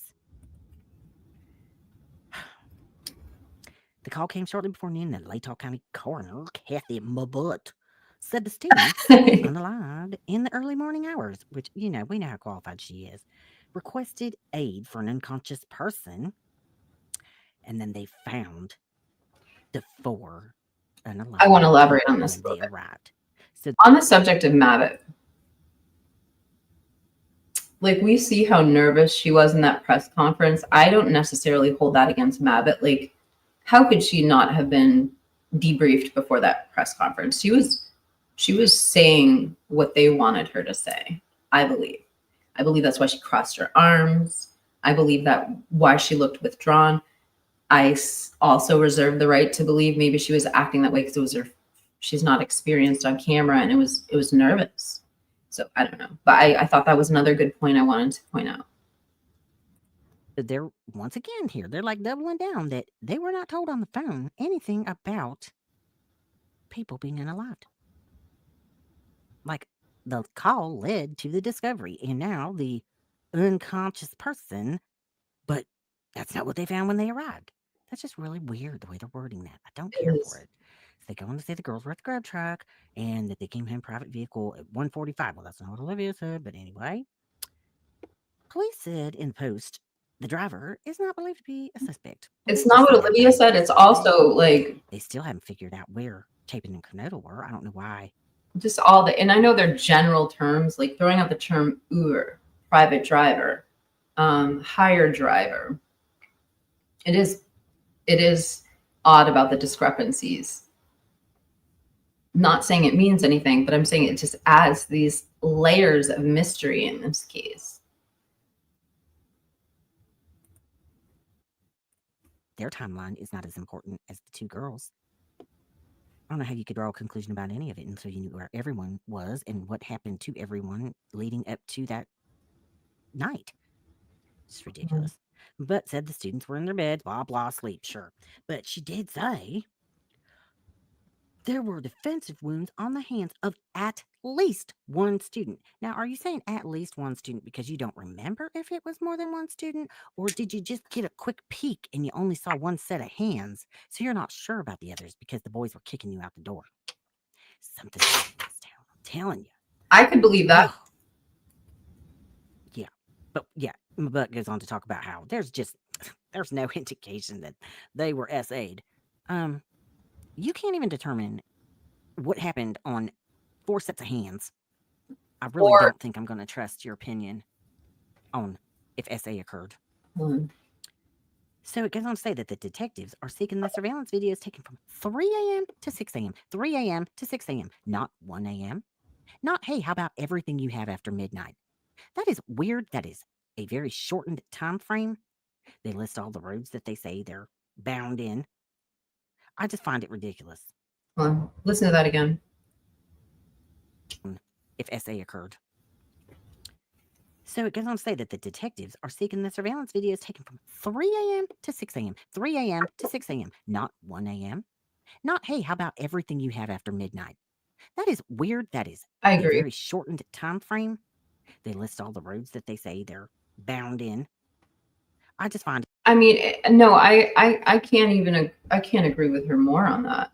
I mean, especially knowing, not even from a forensic download, just from witness accounts, knowing that Kaylee's phone went offline at 2:56. Let me refresh those for those who aren't following the case as closely. Here's a letter that Steve Gonzalez wrote to attorney Andrew Myers, and it solidifies the time frame when Kaylee stopped making contact with the outside world. So her last connected call, because I know that this has been in debate recently, her last connected call, I think Rolo brought it up, was at 2:52, but then, or 2:54, but then the phone goes offline at 2:56. So it sounds like she made connection and then she started, and then the phone just stopped connecting. Now, what caused that, we don't know. The battery could have went out. It could have been what Michael Adario suggested, and there was some sort of interference because of surveillance equipment. We just don't know. All speculation. In fact, while I play this, I'm going to put up the speculation banner. I find it ridiculous. Ridiculous.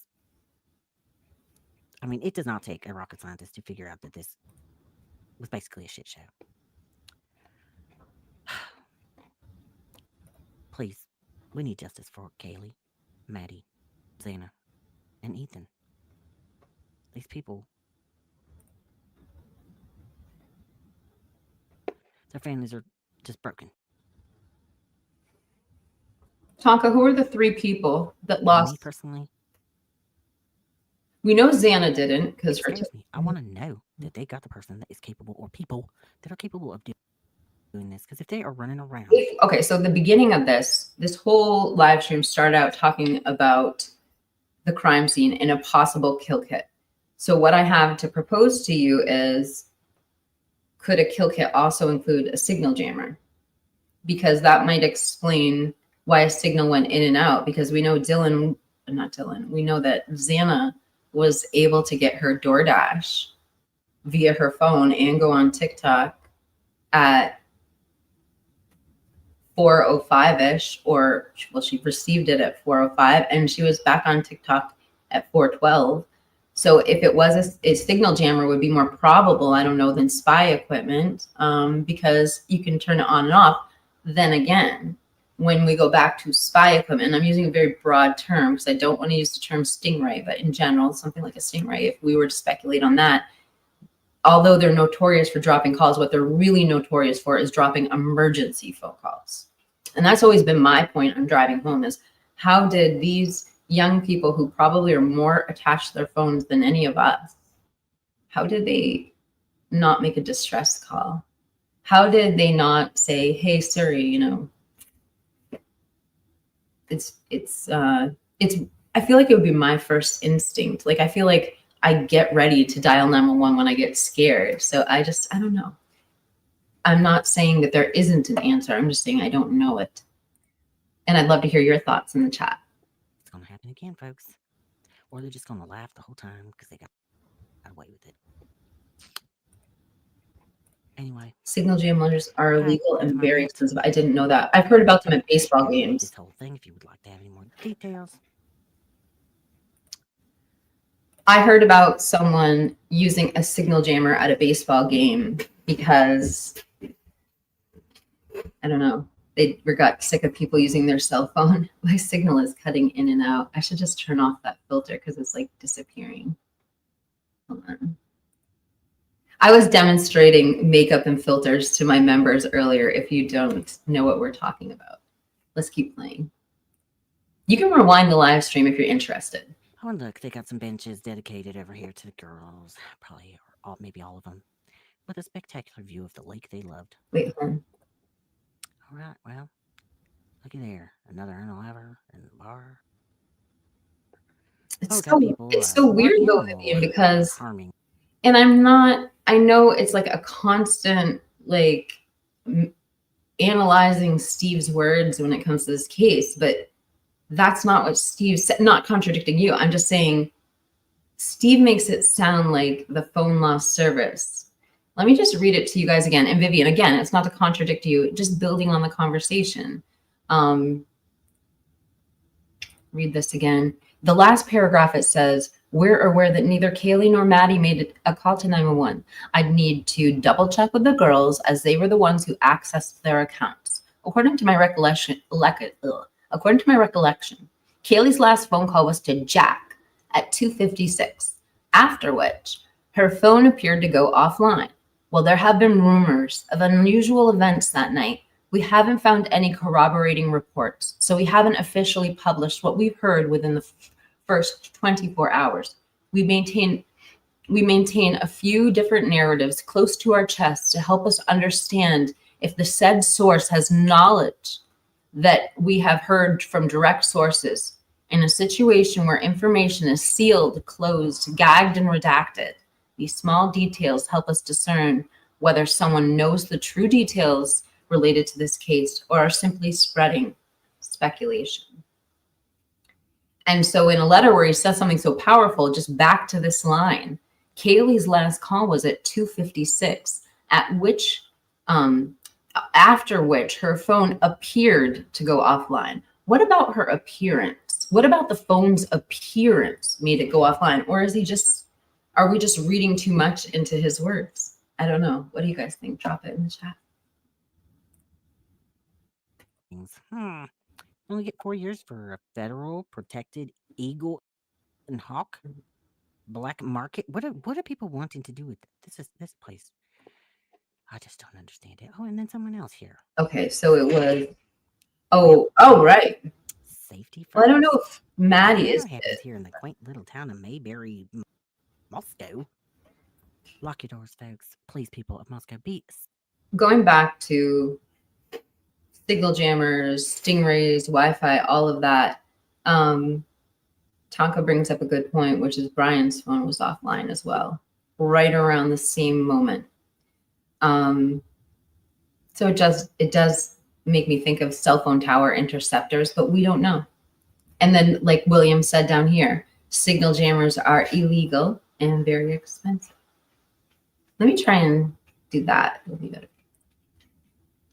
safe. Because I just don't feel like Hey, puppy. they want anybody to know if it's not safe. All right.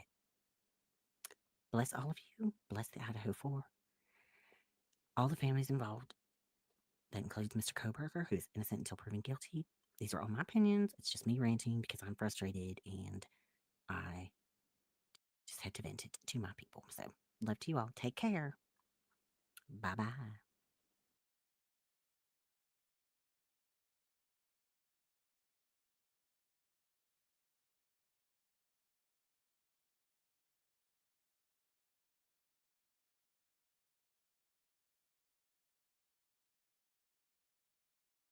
Oh my God, I'm muted. That's nice.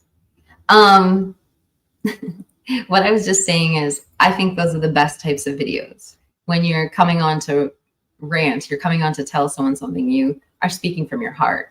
And yeah, so it was a really good video. I hope you make more like this. I just tagged Nothing Half-assed, so I hope she gets it.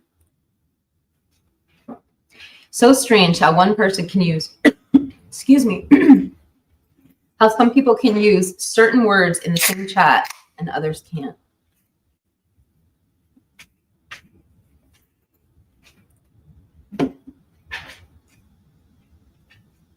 Weird how YouTube, yeah. Last night, I'll just say that video that I showed from Watts, Angel D kept trying to send that to me last night, and YouTube wouldn't let her. So she ended up giving it to Meg to give to me in Discord. So that's how we ended up with the Watts the Obsession, just to build on what Tonka is saying right here. Steve has said a lot of things. He apparently, though, according to this letter that he wrote to the attorney, apparently he's never said, according to his words, he's never said the actual things that he knows. Like, he has kept those details close to the chest. And then John says, maybe a bit controversial here, but my initial thought was that Mabbitt first described the scene was that she was generalizing and didn't want to give too much information as info, as no suspect at that time. I think that you're probably, I mean, from what I can observe here, I think you're probably right. And I think that, like I was saying, she looked very guarded. It looks like she had been coached on what to say, and it maybe wasn't exactly what she wanted to say. So it's not the first thing we've heard police say that they were using to throw people off. So I think it's a really good point. Okay, Steve has said a lot of weird things, though, like when he claimed Koberger touched their Wi-Fi. We literally, Vivian, so if anyone's interested in that, we did talk about that in this live stream this morning. In fact, we really broke it down. And it's a difficult question, because if the Wi-Fi touched, the only way to know that is if the person who had the router had not only a really, really good router, but had a modem that would have recorded something like that. That's a lot of data. And the likelihood that whichever college kid had that modem did that, or whichever landlord that was trying to provide cheap Wi-Fi, either way it goes, is very doubtful they're going to have the technology to record something like that. Now, on the actual phone of the perpetrator, that might be a different thing. And if the perpetrator had ever been to the house and used the Wi-Fi, that's a totally different thing. If the perpetrator is inside the house with their cell phone, that also might be a different thing too. I mean, we're talking like 50 to 100 feet max. I don't know. Oh, and that wasn't.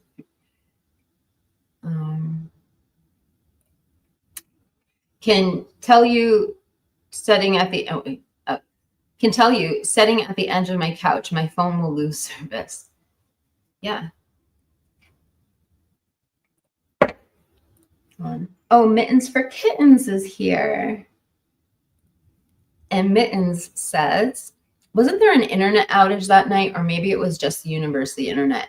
I mean, Viviana will give you some pretty good specs, but it was the internal, as far as I know, it was the internal systems within the university. And I've heard Wi-Fi, but, and again, I don't have any way to corroborate this, just Viviana's local. Maybe Twiz will make an appearance and let us know. But yeah, I don't know what the locals are saying. I'd love to know a little bit more, because certainly that was something people talked about, but it became part of the case and it's gagged now. So we don't really have an official source on that. And Miss Potts, if you, she did a really good service for our community yesterday. And if you go to her channel, she did like 3 live streams breaking down the defense expert witnesses and what they said in the hearings. And I shared in my community post one of them. So I just highly recommend you go check out Miss Potts' videos. If you want to learn more about the case, if you want to learn about the actual case that we're working with in the legal system, you won't want to miss any of the live streams she did yesterday. Hold on. This is why I believe they were being surveilled by the authorities. If they were being surveilled by the authorities, it would explain quite a bit of things. Let's talk about that for a minute. So what led Tonka to this comment? We were talking about the fact that we know that Kaylee's phone lost service allegedly at 2:56. We also know Brian Kohlberger's phone lost service around 2:56. We know that there was some sort of information or data outage, whether that was the Ethernet system or if it was greater and included some sort of, I don't know, university or town Wi-Fi. We don't know. There was that outage. But if somebody was being surveilled by authorities, it would explain something we've been looking at recently. So just again, I'm going to drive home the point. We've got the PCA right here. And in the PCA, you can see on page 16, there's an anomaly. We have a phone number listed as 8458. And then down here, you can see towards the bottom of the paragraph, when they're referencing a traffic stop on August 21st, there's an additional phone number, 8548. And I say additional phone number because it's not just a typo there. We look at the following page, page 17, and they're talking about Brian Kohlberger's phone with the last 4 registering around Kate's cup along with this 8548 number. Like, what could that be? Well, I happened to find an 8548 number. The WSU Police Department, their main line has that number. And when you look at some of the other documents, like the vacant line for the officer, even one of the, oops, that's the wrong slide. They end with this 8548. Now we did, and I say we, meaning Tonka and my other mods, we were doing some research on this. And when we did a lookup on this number, it ends up being a VOID number. So it's a relay number. It doesn't have a location. It can be assigned anywhere. And if it's a vacant line, it can be relayed back to dispatch. What if, so back to Tonka's question, or back to Tonka's statement, what if they were being surveilled? Well, that would make a lot of sense. It might make sense if you had a cell phone tower interceptor. It could make a reason why 2 phones went offline. And like Tonka was saying, possibly Maddie's, but I haven't heard corroborating evidence on that. So let's talk about something else. Let's talk about the DoorDash driver for a second. It has been so hush about the DoorDash driver, so ambiguous, so many nuances since we first heard a DoorDash driver approached the police. We also know from Ann Taylor's testimony that there is a key piece of video evidence that does not include Brian's car.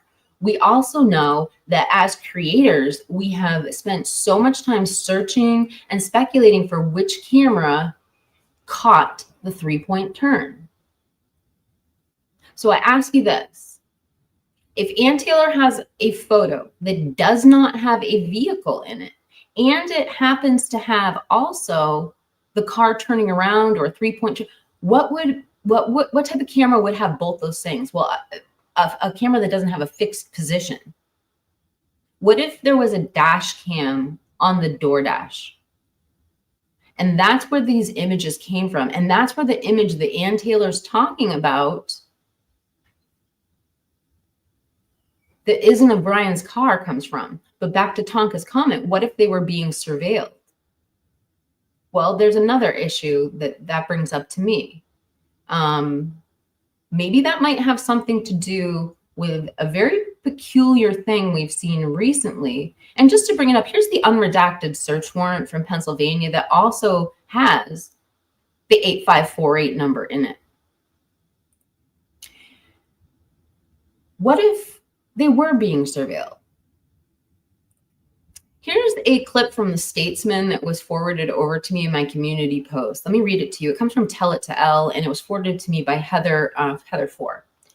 A Statesman public records request for the body cam footage of Kohlberger's August 24th, 2022 traffic stop in Idaho for driving without a seatbelt was previously denied by Latah County Sheriff's Department, citing its potential to impede on a person's right to a fair trial.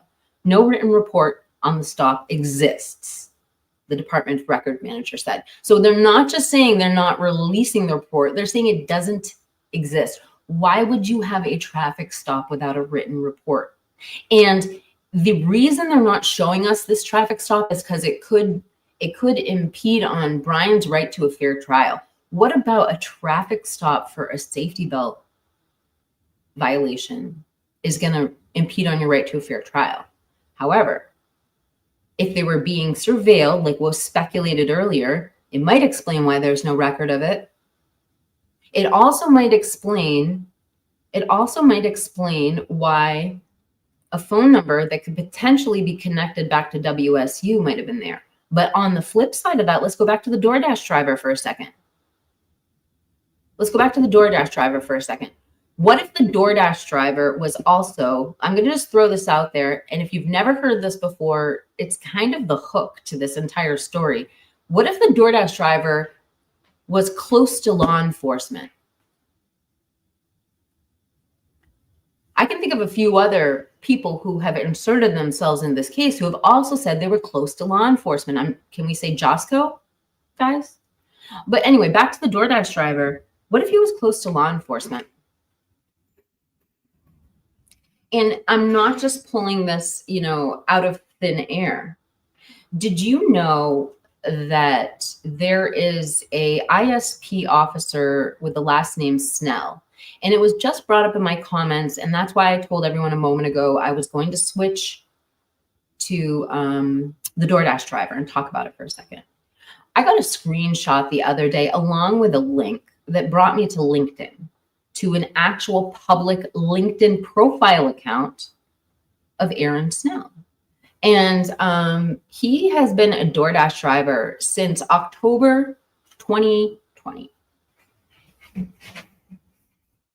I'm sorry, October of 2022. I read my notes wrong. What if he was the DoorDash driver? And if that were the case, if it was somebody close to law enforcement, think about this. They might have been hyper vigilant, not the average person. They might have paid a little bit closer attention to what's going on. For instance, if they had a mobile camera, like we were just suggesting, that might have caught the images that we're referencing on the PCA, not a fixed camera on the side of a building, but an actual mobile camera, it would explain why they were witnessing what they saw in Linda Lane, along with something another 300 feet away, 300 yards away. It would also explain why, you know, could there have been a phone in there that did tie back to law enforcement? I'm going to stop right now and bring it to the chat because I don't want to get too far down a rabbit hole without you guys bringing me back to reality. So I'm just going to go back up. I think I left off on mittens with mittens on kittens. Oh, 12, nice to see you. 12 Gauge said, so Brian's phone was offline at the time, but Xana's came back on. And his didn't until after the crime. Absolutely. And we're just speculating. And we definitely talked about that. We're really speculating on Kaylee and Brian's phone right now. Possibly Maddie's, but I haven't heard corroboration that hers was offline. But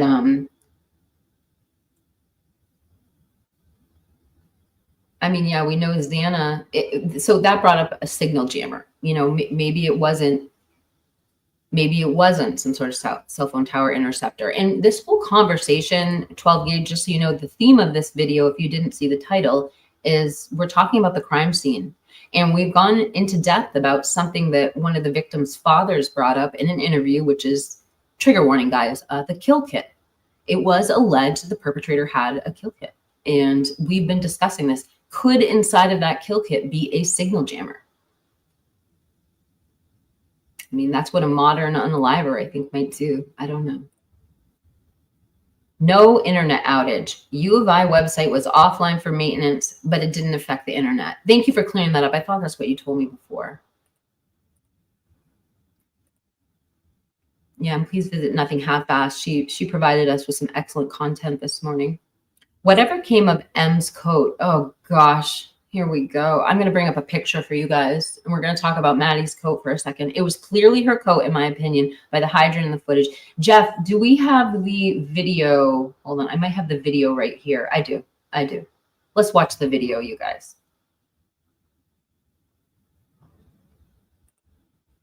Hold on. I got to take this picture down. Oh, I guess I don't.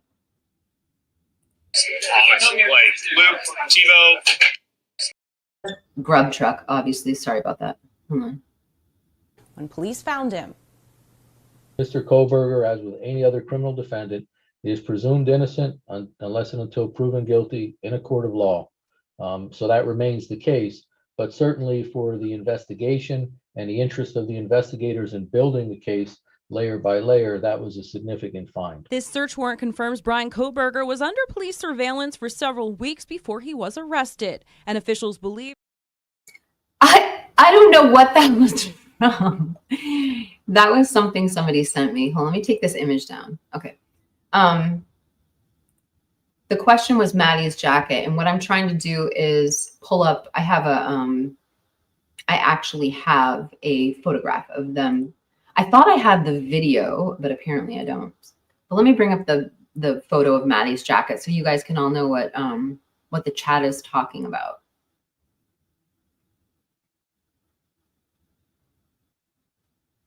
And it does bother a lot of people. When you see the video, I'll just explain the video while I'm pulling up the picture.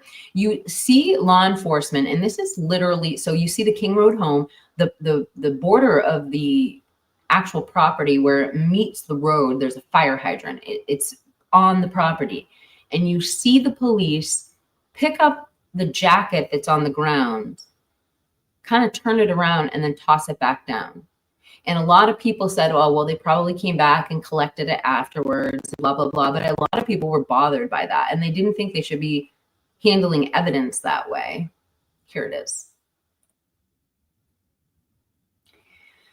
So the point of this picture is, in this photo, it's kind of one of the best still frames where you can see that there's that little piece of white on the jacket, and that's what a lot of people use to connect it back to Maddie. And I know I'm butchering that, and Jeff's gonna probably email me a video in a second dismissing all of it.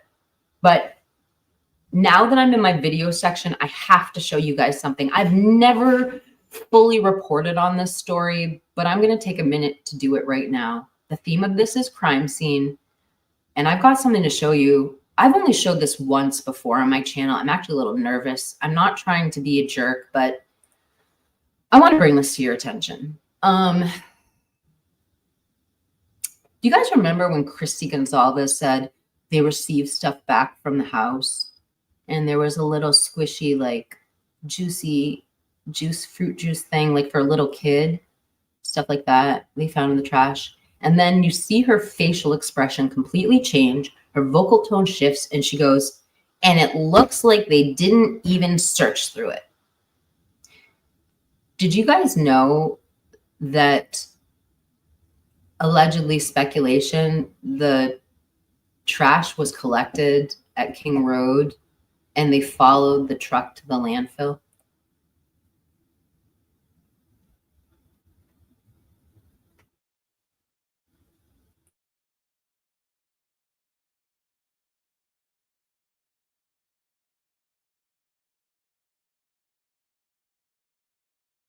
I don't know why there's no sound. I guess, oh, the sound kicks in a second. The sound kicks in when you see the trash.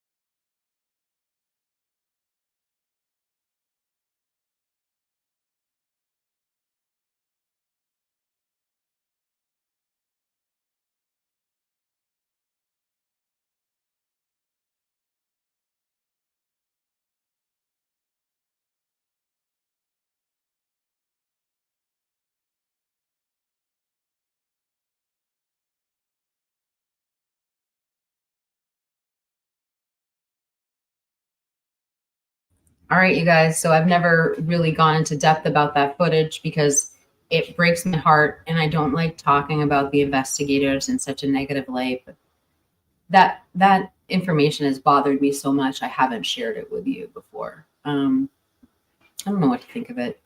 I hate criticizing law enforcement like this, but you know, it's where we're at, and where we're at in the podcast, where we're speculating, and I hope that people take my speculation as just looking for justice and for the truth, but that's a hard thing to watch. I don't care who you are. I'm actually going to play it again while I go through the comments, and then I'm going to call it a day, you guys.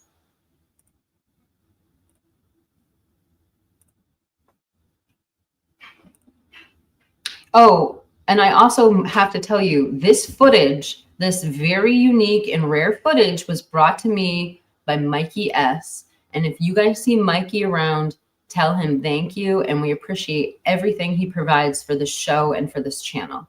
Thank you, Mikey.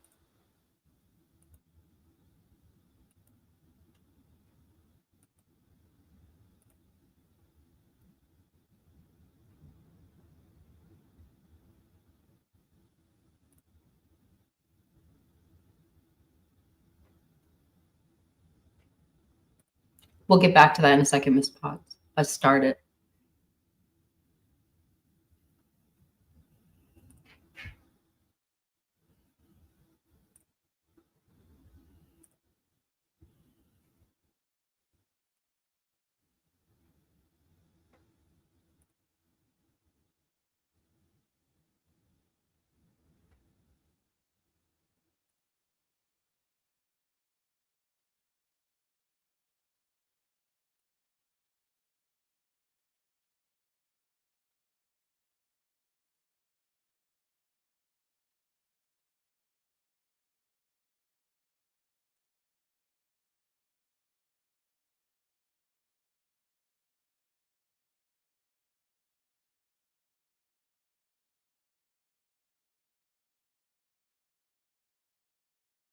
Okay.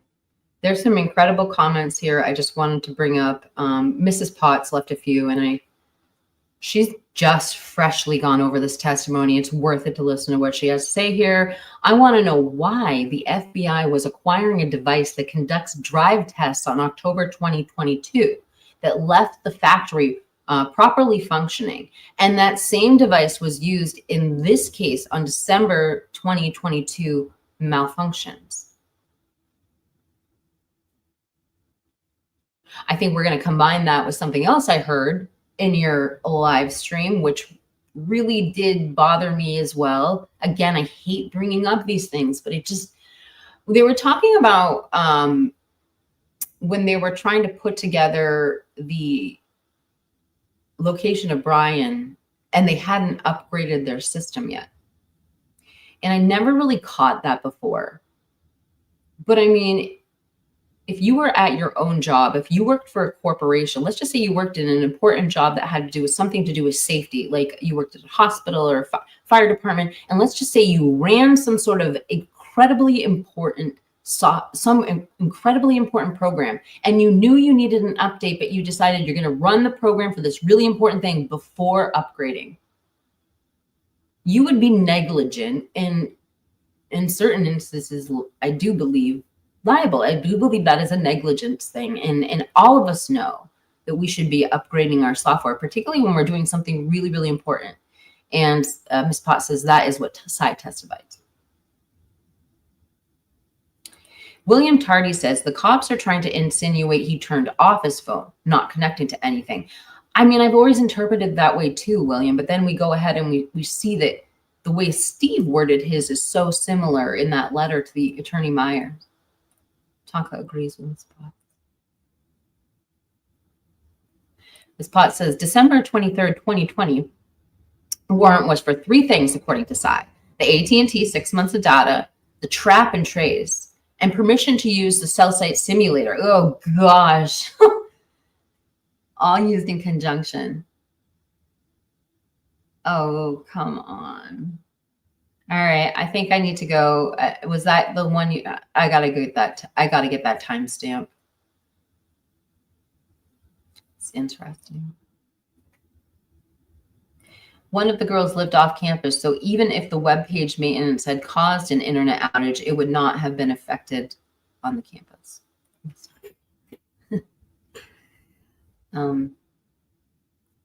Mr. Sentinel, not unless it involved the entire 12 pipe.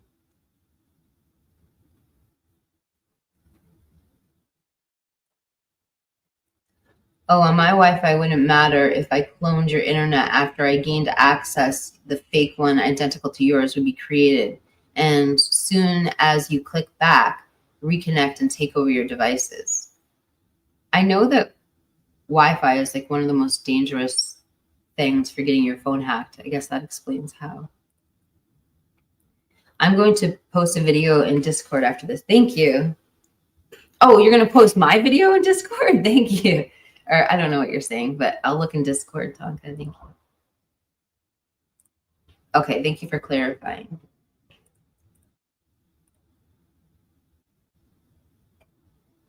Oh, thank you. I'm seeing all the people that have showed up. I'm so behind on the comments. Thank you, Ro, for being here.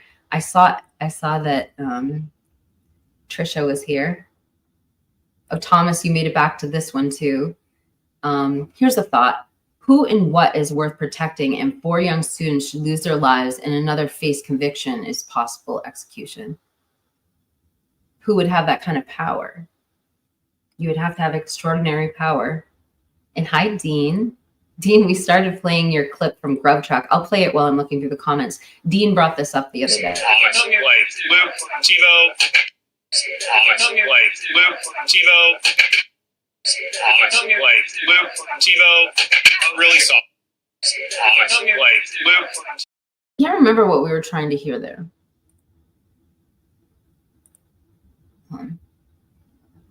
And then Dustin says, signal jammer on a drone.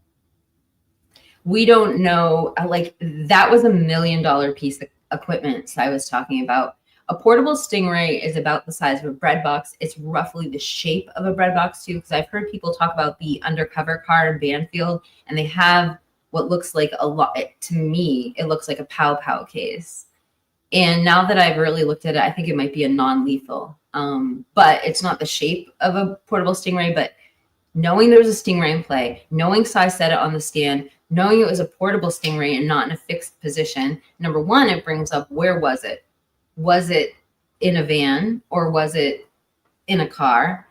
Number two, if they're using cell phone interceptors, could that open up the possibility for what Michael Addario has been proposing, that there were fixed cell phone tower interceptors there? And that's why Google, let's see if I have a picture of it right here. That's why when Google was just constantly, Google was constantly blurring out things. Oh, that's not a good example. I might have erased all my blurred pictures because I only allowed to hold 100 photos.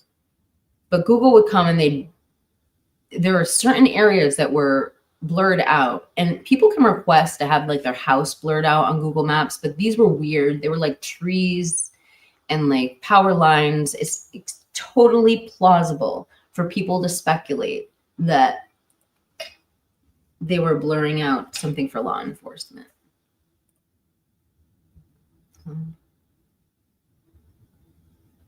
I'm so far back. In my opinion, Maddie's jacket looks a lot like the one Stacey Chapin is wearing in an interview from the tulip field they did. She has on a very similar jacket in the interview. I've never heard anyone say that. Hold on. She had the jacket at the Corner Club. Hold on, I have a Corner Club picture right here. Let's take a look. There's Maddie earlier that night.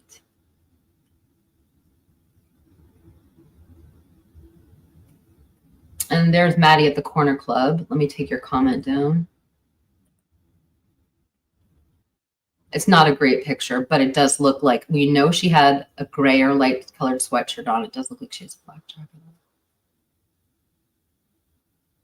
Is the jacket one of the... I always wonder, are they going to break up that 112? I mean, if they took a section of wall, is that then going to be 10 pieces of evidence? Oh, I think it was her own jacket. That oversized Princess Polly look was big that year. But I do think that the one, I kind of totally agree with you. When I buy like a barn jacket like that, that is meant to, that hides like every curve on your body, I do like getting them oversized. Like, why not hide everything if you're going to hide half of it? With cold weather and door opening and closing, it could have been cold in there. I thought it was so interesting. Like, did someone with a child visit KG that weekend? Right, with the kids, right. Good point. Mittens for kittens. I heard on a podcast that the families had to visit this darkened warehouse to retrieve their belongings, and everything was just spread out on tables. What? Why? Why do we keep hearing these awful, like, again, I hate criticizing, but it's like, when you're feeling that backlash, when you're hearing that, why are you doubling down on the insensitive things? Like Robert from True Crime Podcast brings up, they label things as like bedroom 1, bedroom 2, and just feels insensitive. I don't believe that they buried the house. I think they took it to a warehouse.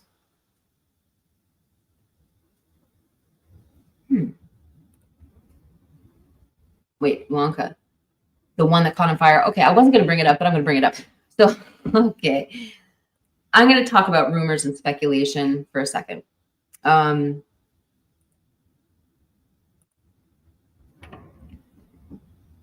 in Coeur d'Alene this spring, there was a huge evidence warehouse that caught on fire.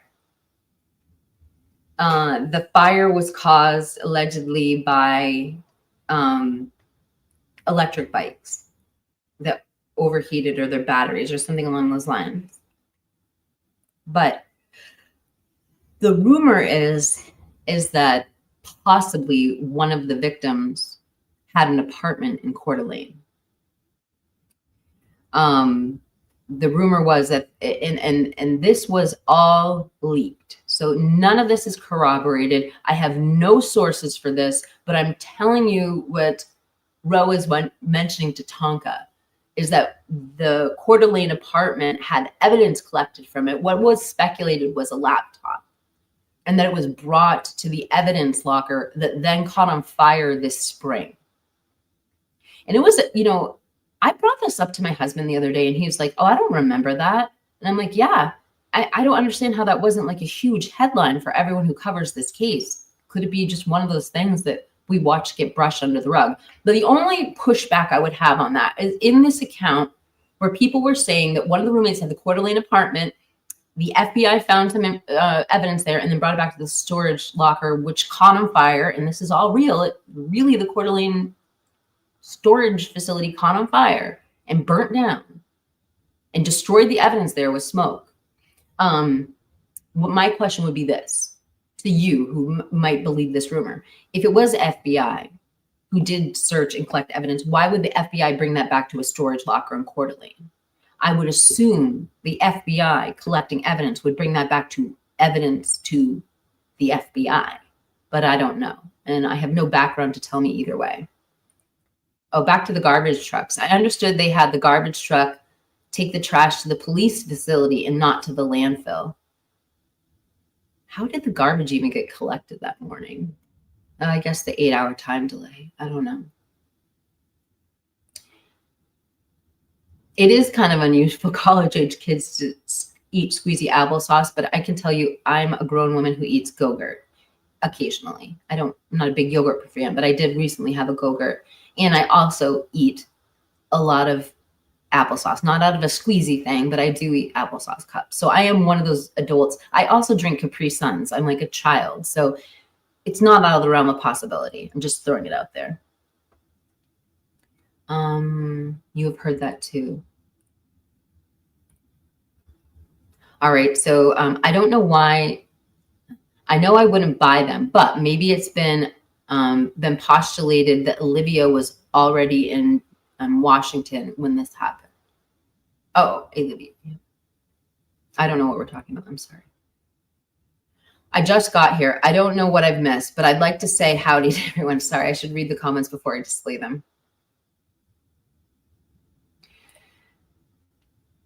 It could have been, but I doubt it, Ro. I think they had vehicles and batteries and that kind of stuff in the place that burned. That video from the landfill looks like the investigators going through the trash. Let's play it again while I'm reading the comments. I think it's fascinating.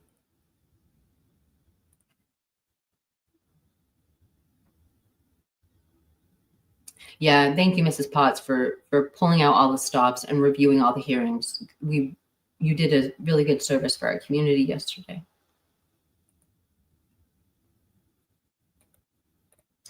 Mallory used the cast version 33, even though the program was prompted to update to version 38. Mrs. Potts, we drove that point home before you got here. Thank you for bringing that up.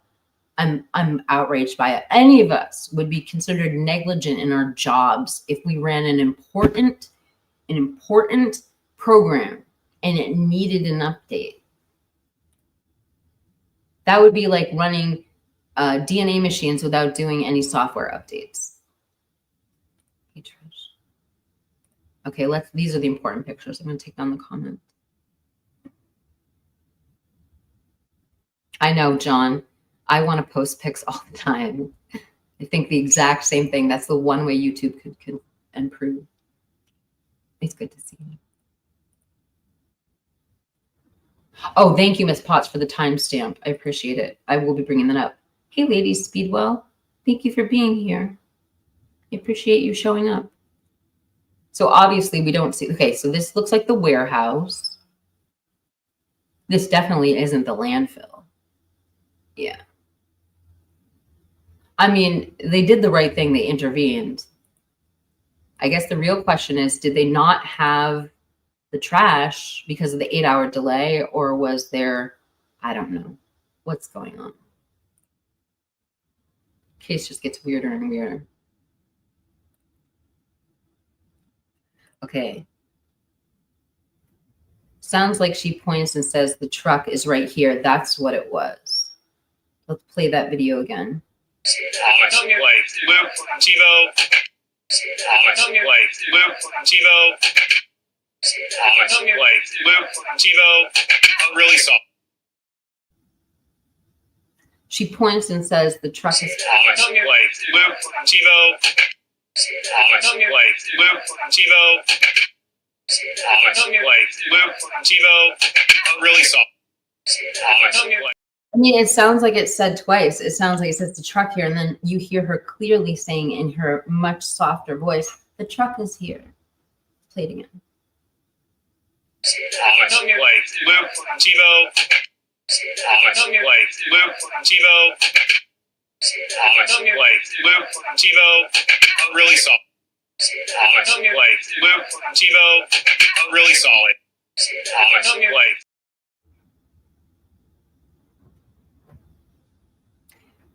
Back to the DoorDash driver for a second. Let's just keep with our speculation. Could it be someone close to law enforcement? I have a video that constantly gets consistent views. It's not one of these videos that like takes off and gets like 10,000 views. It's like a video that consistently gets a handful of views every day. And that video is my video on Josco.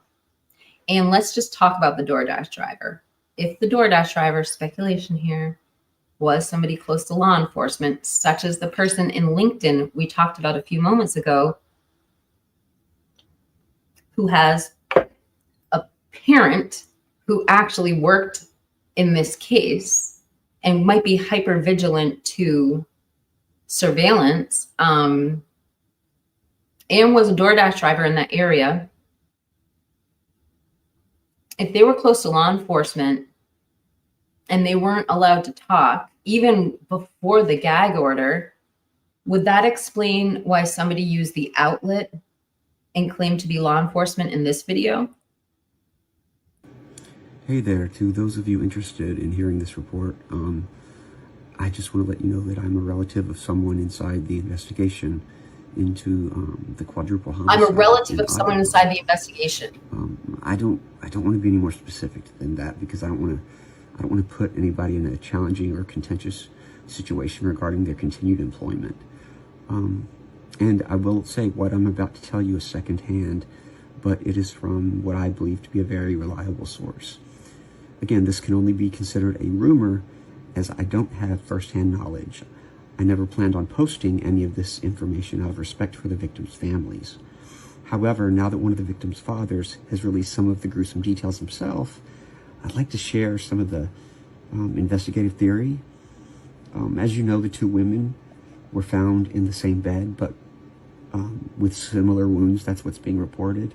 That's not exactly 100% true, at least in regard to the fact that they hadn't fallen to sleep in the same bed. One of the victim's wounds were deep gouges that were delivered with extremely aggressive force, so much so that the victim's liver and lungs were destroyed. Here's the theory that's happening. They definitely think it was a man because of the force of the wounds. The person must have been very strong. They think the man came into the room after doing what they did on the second floor. They went upstairs. The person cleanly and quietly unalived the first victim. The second victim awoke and tried to run. They believe that the man possibly grabbed her and she screamed loudly, apparently. The man then harmed her, and the reason the wounds were of such force, he was delivering it quickly and forcibly to quiet her, which I apologize for how, I know it's disturbing, but anyway, how do we know that she screamed? Because 3 individuals reported hearing a scream between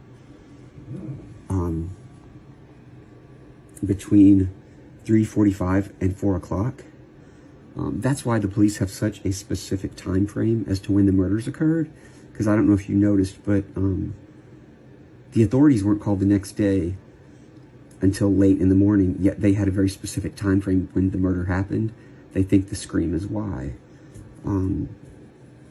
And after reviewing video files from the neighborhood, they reviewed security cameras in the area, and they have an audio file where I haven't heard it, but I was told that you can clearly hear a loud scream from a female. Well, I guess I didn't upload the video. Scream was Lucky. recorded at exactly 3:38 a.m.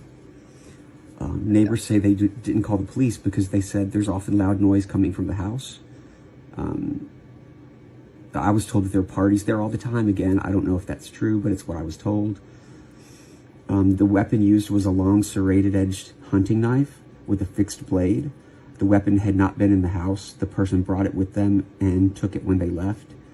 The two victims were on the same bed, not side by side. Why is One it victim doing was that? found I on almost top feel of like the I need other. to play you my The reason video. is that the one tried to escape and was grabbed, harmed, and then shoved and fell on top of her friend.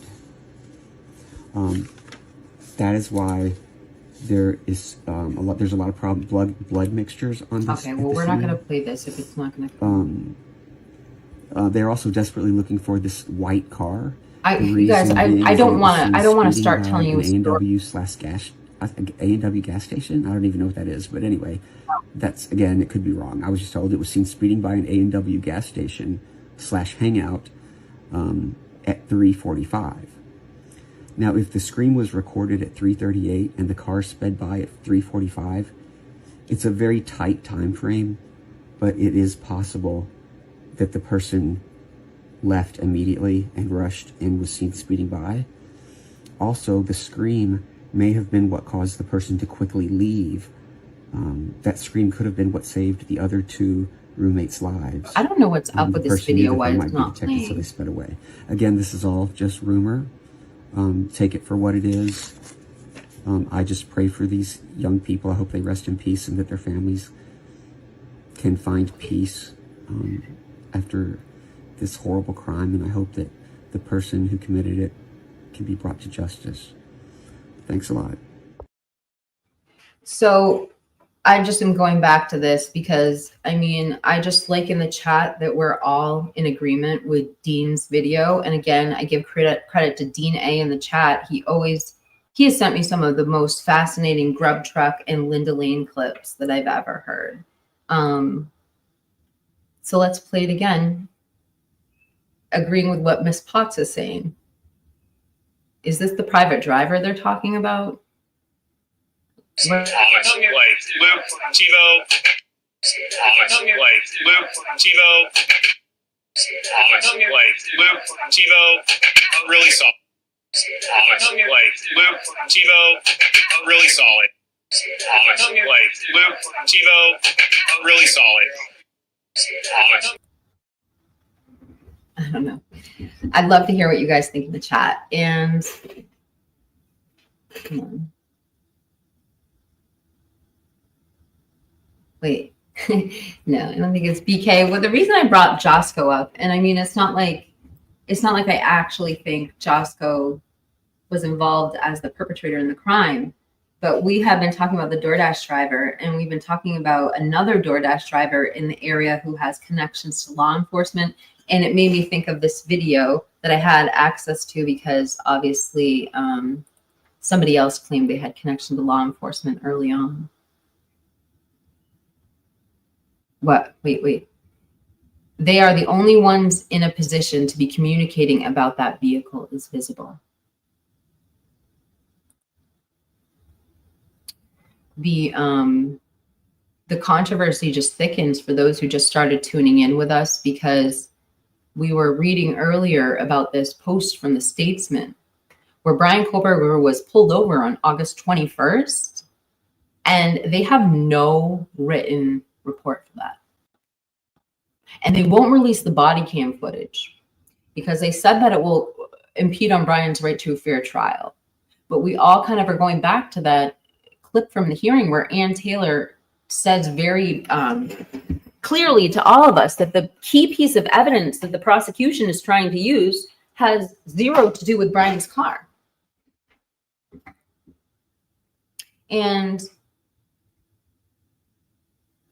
what does she mean by that? I mean, I'll play it for you. I was going to play you the Josco, but I mean, let's just listen to what Anne says. The footage has nothing to do with the car. What is she talking about? So there's video evidence of allegedly Brian, or is it those early rumors that we heard from What's the Obsession that Bethany might have taken some pictures with her phone? All right, let's get this. Hold on, I gotta get the video.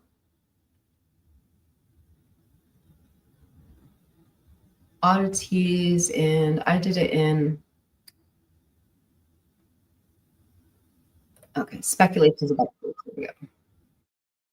Let me share my screen with you. You guys are going to be interested in this.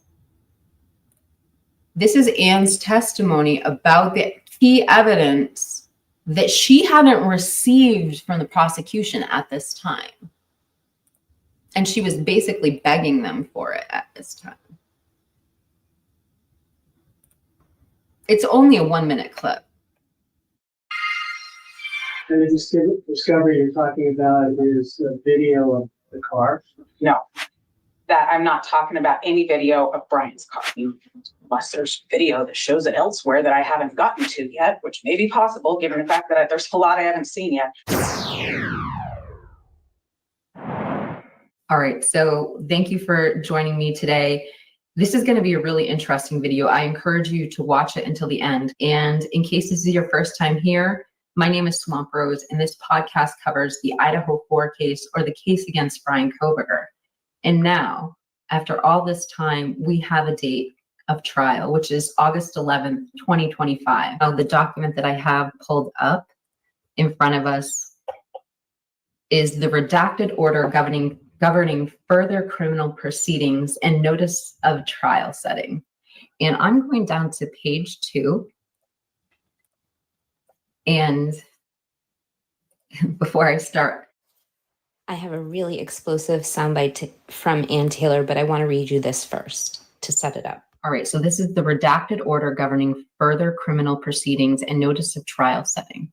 And we're just skipping to page 2. And okay, so we're just reading a few sentences here. So under discovery motions, it says the last date of file. I'm just stopping right there to address Translucent's comment because it was just the last thing that I just said.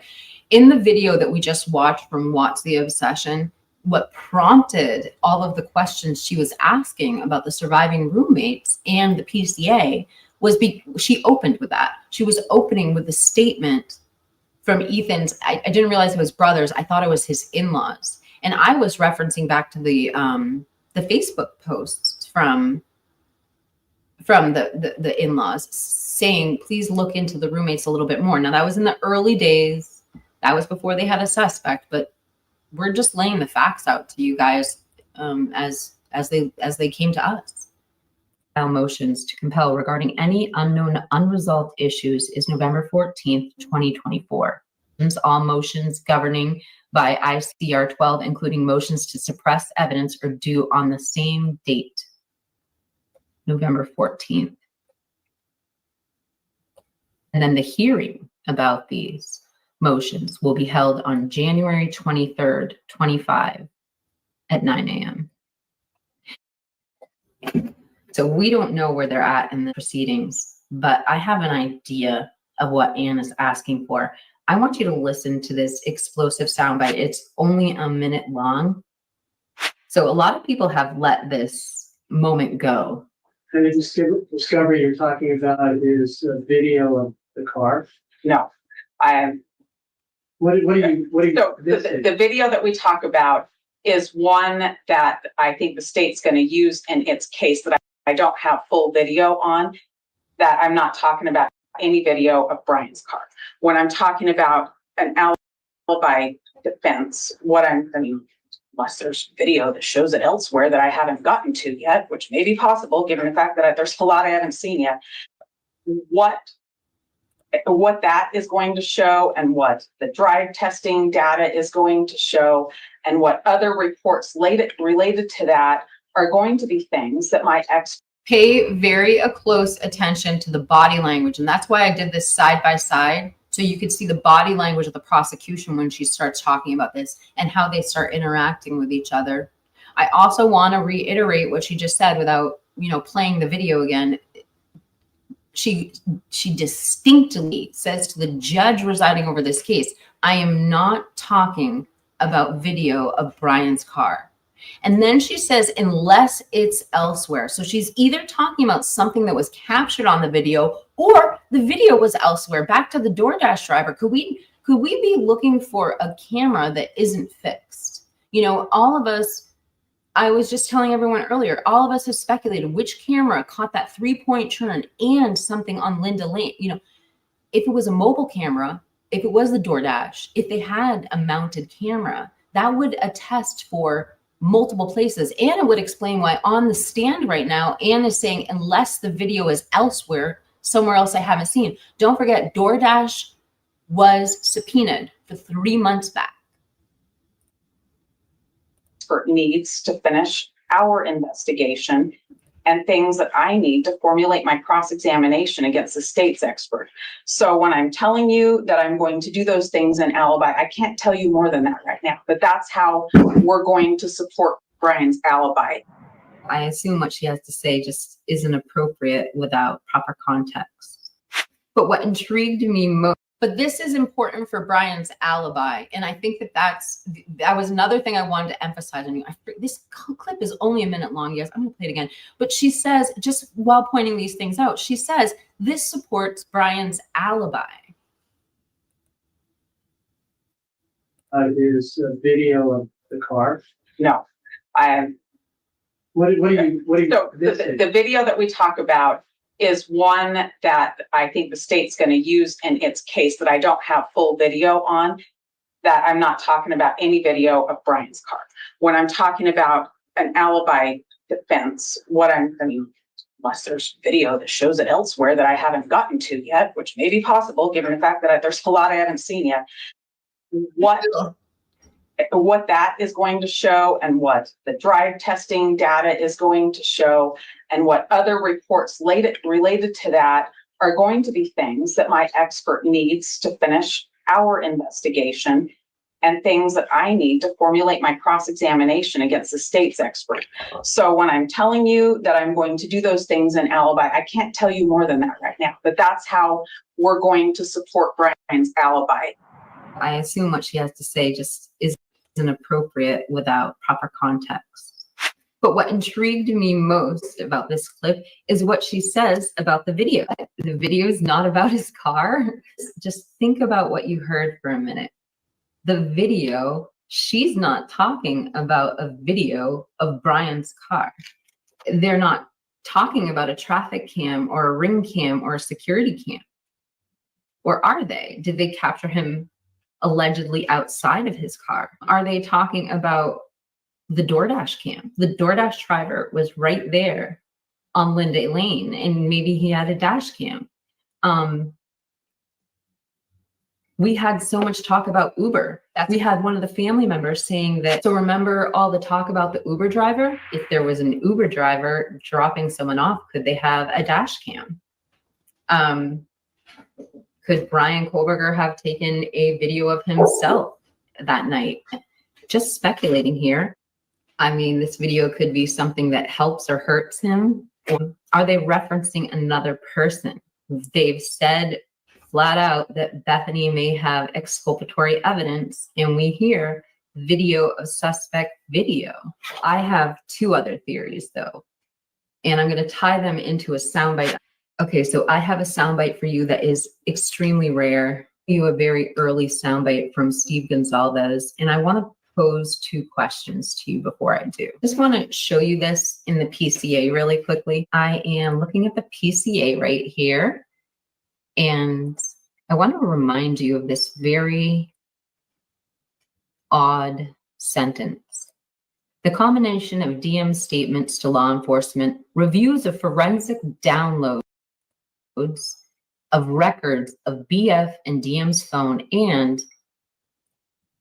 video of suspect video, as described below, leads investigators to believe the homicides occurred around 4 a.m. and 4:25 a.m. I mean, Some people say this is a typo, it's a mistake. I don't think that. I think it's intentional. But if it is accurate, I ask you, could they have caught another person's car on surveillance? We just heard Anne saying it might have been seen elsewhere and she just hasn't seen it yet. She's also missing half of a video where it is on. What is it? Is it another car? But there's another thing we could think, which is if Anne is using alternative suspect theory, could this video ruin somebody's alibi? I'm going to play you this explosive soundbite, and I'd love to hear your thoughts. Do you believe that people on this campus know something that the rest of us don't know? Do you think that there was a stalker involved in this case? I don't think it matters what I particularly feel. I just want them to follow the evidence. I think even people who think they don't have information, I know people have been scared to share stuff because of there may be a alcohol or drugs or something in the background. I've tried to work with them to let everybody know that that's not what they're working on. But I've definitely heard from people that they're scared to submit stuff. It could be a party. It could be anything around that neighborhood within that time that could help us. And I think that community is going to solve this case just as much as those officers in that room. You said something about, someone's car could be, in a selfie or a video of a person who said that they had an alibi, but the car isn't where it was supposed to be. Tell me about that, what you're thinking when you say that, sir. I have an IT background. I know Teslas and some other vehicles have cameras that you don't even have to turn on and they're still recording. And there's some chips in there that you can pull data off. I know that's the way the Wi-Fi's work. So this individual could have came into these homes and partied and done things, and that data can be captured. I want this guy to be fair. I want him to be scared. I don't want him to be confident. I want him to be sick of seeing my face. And I'm not going nowhere until this guy's off the streets. And the worst thing I want is another family to go through this. Kaylee's mom said something about being fearful that he is around, that he's watching all of this, that he could even show up at a funeral service for your daughter or one of these children. It's pretty much a fact. He who does something like this and doesn't tune into the media? Who wouldn't? It's in his 100% selfish interest. So yes, he is. And we wouldn't want to do some kind of celebration and exclude anyone. So yeah, he could easily be there. And that's a sick kind of twisted person that would do this kind of crime. When you talked about getting into the phone, you said we have family passwords and, we were able to get in there. Is there anything that you can share with us about what you learned there or people she was communicating with? We know there was a back and forth between she and her on and off boyfriend through the course of the night. There was a little, there was some information. We were able to get that to the police officers. I think it definitely helped them. I know the behavior footprint afterwards, it did definitely get some more things in the works. But I'm a historical fact person. I can help them know my daughters and Maddie from past. But going forward, I'm going to be less and less relevant. Do you believe that your daughter was the target, or do you have any reason to think that that she was over someone else, or that someone else was? I do have some inkling that there was some behavior difference. I call them a footprint. When you commit a crime, you do different behaviors. I've asked permission to give any of that out, and they told me no, it would not be beneficial. So I've held back on that, and I try to keep my word. I'm sorry, behavior of her or someone she knew? Behavior of the victims.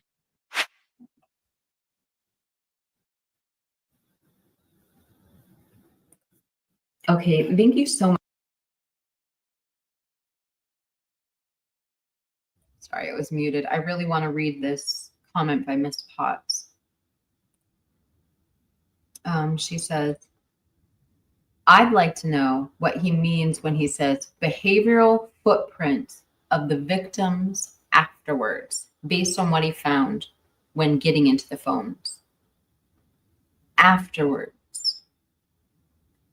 Did somebody try to make a distress call? And like we were saying, like Ray, we just went over the testimony fresh yesterday on Miss Potts' channel.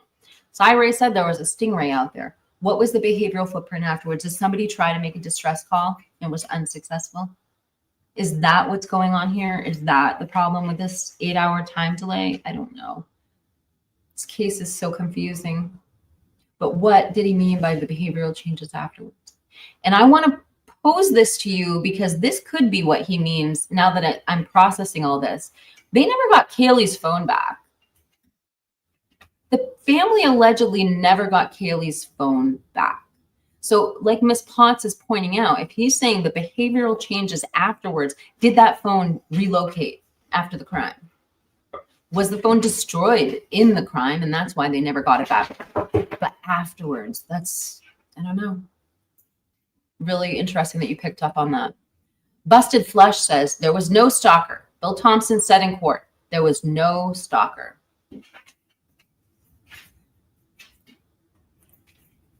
And I mean, here's the thing is, it might not have fit the definition of stalking. He might be talking, we don't know what he's talking about. At this point, nobody had been arrested. So he's not referencing Brian Kohlberger. He's not referencing anything. He doesn't know anything, but he noticed there were behavioral changes. Hold on. The Stingray warrant wasn't until December of 2023, though it was used in Pennsylvania. Okay, so maybe that's why Cy was referencing it, because the Stingray came into use in Pennsylvania. I thought he was saying it was applicable to this case, but I appreciate you clearing that up. That's my dog who wants to go outside. I've said it before, I'll say it again. In that interview, he talks like he knows some of the victims changed behavior after they committed the crime. In my opinion, is what it sounds like. So thank you for clarifying. I think back to that other interview where Christy, Olivia, and Steve are all sitting down, and I saw it on Kara Willis's channel. We broke it down several times on this channel. I can bring up the video, but Christy says they cleared them really fast. And it really bothered a lot of people that were watching it. You know, as a matter of fact, let's pull that clip up. Just give me one quick second. I'll go grab it. It's I can tell which one it is because I did a whole series of theories from Kara Willis's video. And I made some theories on it too. Let's see if I can find that. All right, this is a really good video. Hold on. Let me share this with you. There's actually 2 sound bites in here that play right into this. You guys are gonna appreciate. Oh, and I got this clip from Tell It to L probably like 8 months ago. Morning Northwest tragedy on the U of I campus. 4 students dead, another in the hospital. The new information we're learning and the questions we're hoping to be answered.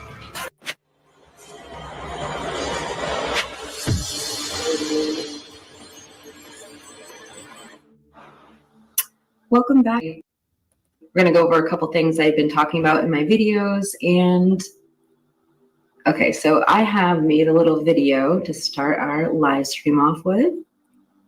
And what I did was I gathered a couple of clips that we're going to be referencing, that we're talking about, and we're just going to go over them. So on Good Morning Northwest tragedy on the U of I campus. 4 students dead, another in the hospital.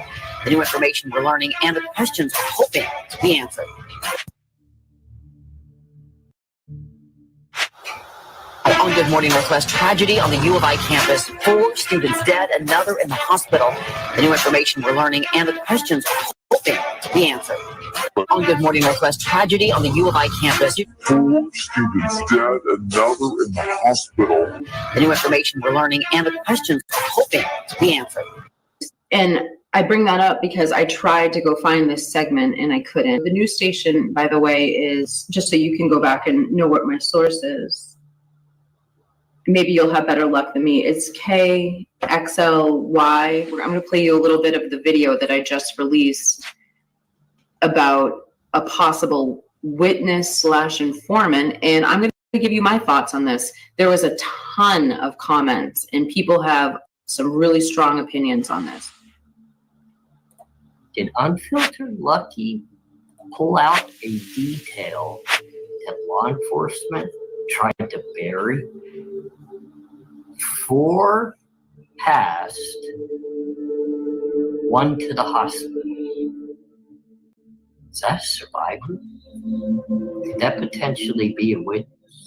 Let's get up our new subject. The subject that I've been the most fascinated to talk to you guys about lately is this concept that I've heard on Unfiltered Lucky and on AR Hayes' channel, where they're talking about a 5th victim, and it's fascinating. I like. Oh, hi, Nevada. Kara Wells' new video? I don't even know who Kara Wells is. I'm sorry, Kara. But maybe I do. Maybe I just don't remember. Hold on. I don't know who she is. Hold on. If it's this one. Oh, Nikki says yes. Okay. Hold on. What? Wait, this can't. Hi guys. I'm not sure why all the hate is going on at the moment. I don't understand it. I'm certainly not going to be a part of that. And,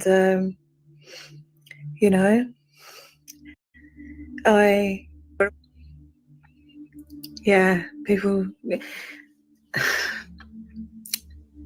just be kind to each other. And stop lying about people, and that's all I can say. I've got some video and I've got some audio to show you in this video. I don't know how long it's going to take me to do this video, because there's going to be a lot of cutting in and stuff I need to do. So if you see me in different outfits, it's taking me days. But we'll see. My little boy's sleeping, which is a very rare thing at the moment. So that's why I'm finally getting able to record this. I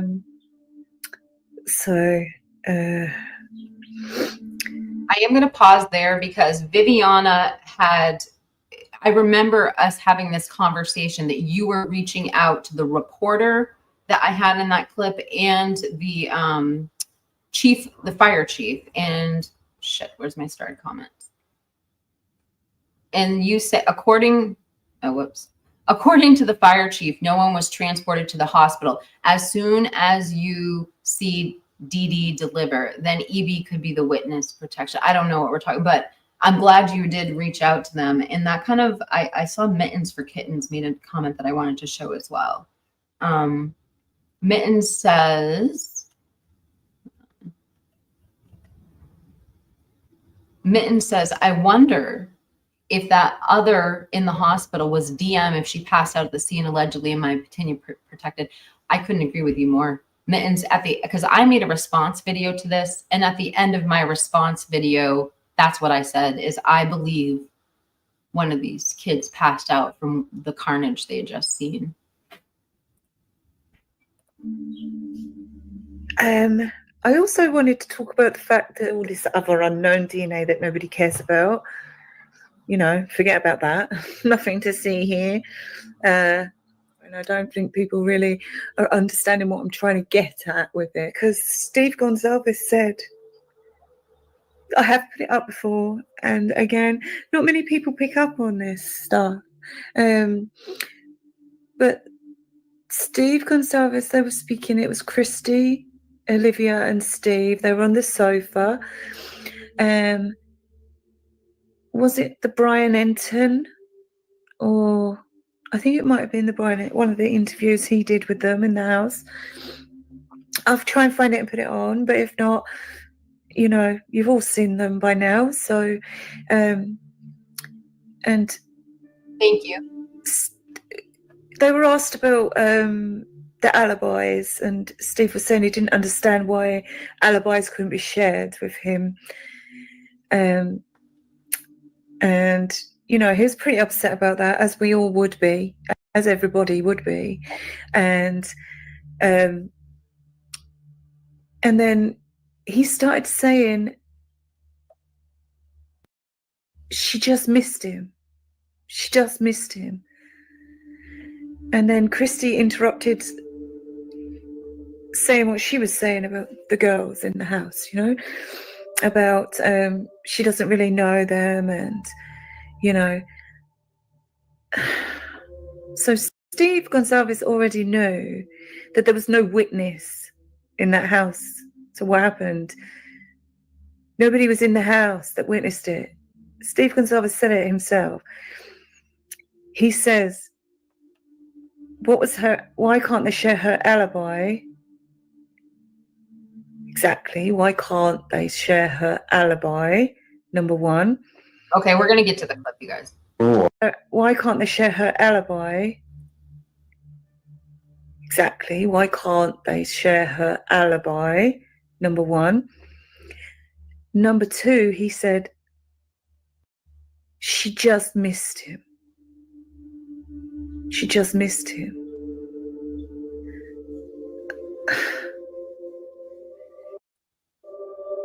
You don't have to give a name, but I mean, is it someone that she knew, or? I have something to say about that. I just feel like there's been a couple individuals that were cleared very fast. That may not, maybe he should not have been. And I just feel like there's been a couple individuals that were cleared very fast. That may not, maybe he should not have been. And Probably should add myself to stage while I'm talking. Jeff, I have that clip. So it's on the King 5. I have it archived in my. Okay, so guys, the reason I'm bringing this up is because I actually went back, I edited the video, and I added lyrics to it so you can actually read what was said. So I did, if you want to go back and see this for yourself, I call that the Willis theory. So I did 3 of them. The one we just watched was, Kiki's theory on Brian. This is the one. This is the one that has the breakdown. The one we just watched was Idaho4. Did the G's confirm no witness? Is anyone acting differently since the murders? I mean, is there anyone that you have a weird feeling about that the girls knew or that comes to mind? Can you elaborate at all? I don't know. You don't have to give a name, but I mean, is it someone that she knew, or? I have something to say about that. I just feel like there's been a couple individuals that were cleared very fast. That may not, maybe he should not have been. And yeah. Share the strong alibi. Just really fast. Good morning. Okay, let me try doing this on full screen. It's just easier.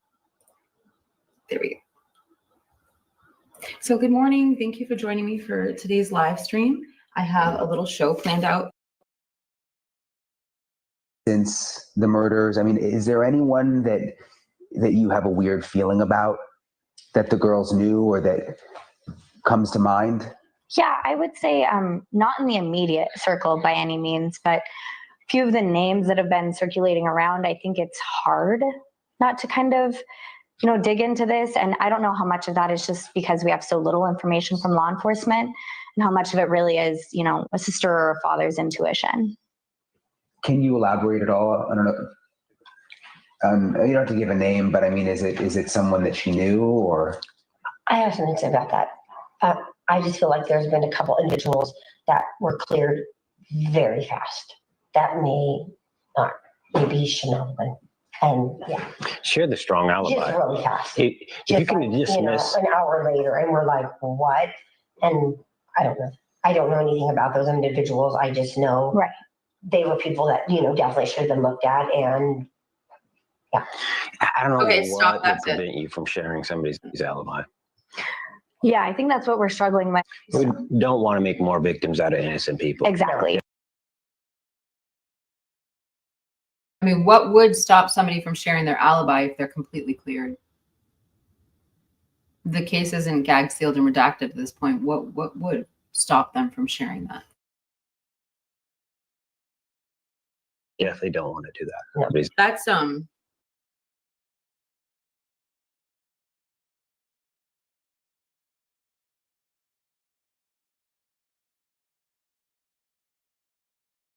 sorry, I'm muted. I've got to bring up this comment by Translucent, and I'm sorry, to bring up such a triggering comment, but this is relevant when we're talking about this, and this is why people get concerned. Now, nobody has been charged, so we are assuming everything. There's an explanation for all, but what Translucent is saying is that Xana could have been breathing, and she was bruised, which I don't know where that info comes from. But those could take 6 hours or more to form. Anyway, let's keep playing. That's what she's talking about. Help me understand. Hold on. Say, I've got some video and I've got some audio to show you in this video. But Steve Gonsalves, they were speaking, it was Christy, Olivia and Steve. They were on the sofa. Was it the Brian Enton? And they were asked about the alibis, and Steve was saying he didn't understand why alibis couldn't be shared with him. And he was pretty upset about that, as we all would be, as everybody would be. And then he started saying, she just missed him. She just missed him. And then Christy interrupted, saying what she was saying about the girls in the house, about she doesn't really know them, and so Steve Gonsalves already knew that there was no witness in that house to what happened. Nobody was in the house that witnessed it. Steve Gonsalves said it himself. He says, why can't they share her alibi? Exactly, why can't they share her alibi? Number one. Number two, he said, she just missed him. She just missed him. Share the strong alibi. Just really fast. If you can dismiss an hour later, and we're like, what? And I don't know. I don't know anything about those individuals. I just know they were people that, definitely should have been looked at. And yeah. I don't know what would prevent you from sharing somebody's alibi. Yeah, I think that's what we're struggling with. So it's like, we know what we know. We've, fought for Jack, Kaylee's boyfriend, and, we still stand that way. So I did just kind of want to clear that up while we're talking through this ambiguity. Those girls went home, guys. So I think they came home when all this was over. And that certainly wasn't at 4 o'clock, 4:30, 25 past 4, 20 past 4, 12 minutes past 4, any other 4 o'clock moments. It just didn't happen. If the police are saying the girls got home at 1, but Steve Gonsalves is saying they just missed him, that would mean they got home at 4 or something, and that's just not right. So you've got to look somewhere in the middle of 1. You don't have to give a name, but I mean, is it someone that she knew? This is the whole reason I'm playing the video, is what I did was after I was setting all this up. So I took the clip and I slowed it down and I quoted each person. And I unless I'm mistaken, I mean, I really spent a lot of time with earphones doing this with my Beats headset. And I wrote out what they said. So you guys tell me if I got it right.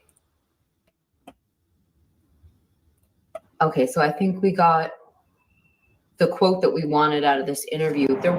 Okay, so I'm just going to break this down slowly for you, and I'd love to know what you think in the comments about my interpretation. Or I have something to say about that. I have something to say about that. I just feel like there's been a couple individuals that were cleared very fast. That may not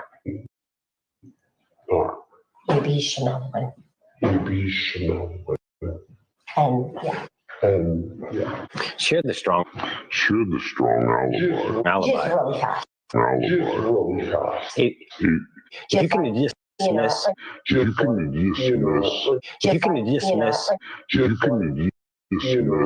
hour later, and we're like, what? I have something to say about that. I just feel like there's been a couple individuals that were cleared very fast. That may not maybe Chanel win. And yeah. Share the strong alibi. Just really fast. If you can just dismiss, an hour later, and we're like, what? And I don't know. I don't know anything about those individuals. I just know they were people that, definitely should have been looked at. And yeah. I don't know what would prevent you from sharing somebody's alibi. Yeah, I think that's what we're struggling with. So I can definitely say that I somewhat agree with the Willis theory that the G's are kind of confirming here that as far as they know, there was no witness. Did Unfiltered Lucky pull out a detail that law enforcement tried to bury? 4 passed, 1 to the hospital. Is that a survivor? Could that potentially be a witness? Let's get up our new subject. The subject that I've been the most fascinated to talk to you guys about lately is this concept that I've heard on Unfiltered Lucky and on ARA's channel, where they're talking about a 5th victim, and it's fascinating. On Good Morning Northwest, tragedy on the U of I campus. 4 students dead, another in the hospital. The new information we're learning and the questions we're hoping to be answered. So what I'm about to say is just purely speculation, but if I had to guess, the survivor, the 5th person, the one that went to the hospital, would have been Dylan. And the reason I'm saying Dylan is because we know that Hunter's best friend was there, and he asked for one of the roommate's cell phones to call 911. The roommate who had the cell phone didn't call herself, and we've always wondered why. And Dylan was the one that lived on the 2nd floor. Okay, you guys, Joining me now is Timothy Snyder. What I'm trying to do is, since I have all of you here, I have another soundbite you're going to be really interested in. I think it's probably a soundbite that has key information into this case. I just pulled it up. Let me share this with you. This will be the last soundbite that I'm going to share with you guys today, and then I'm going to let you go because I've literally been taking 3.5 hours of your time. This video is called "The Mail Was Very Important." All right, so this first segment that we're doing, I think that you're going to be really interested in this. So this is all talk connected, and it wasn't just a random interview. That's so weird. My screen is like freezing. I'm going to stop my camera.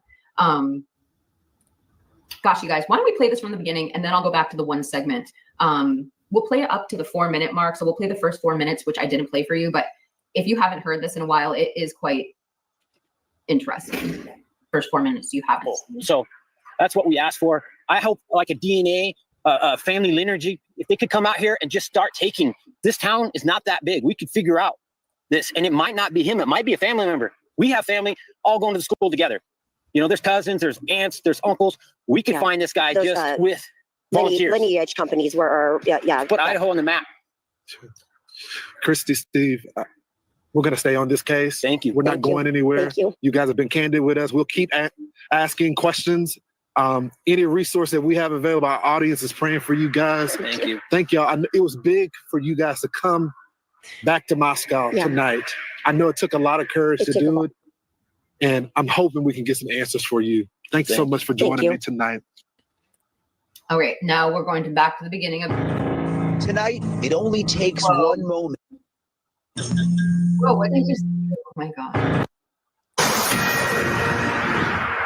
Good evening, America, and welcome to this special edition of Cross Country in Moscow, Idaho.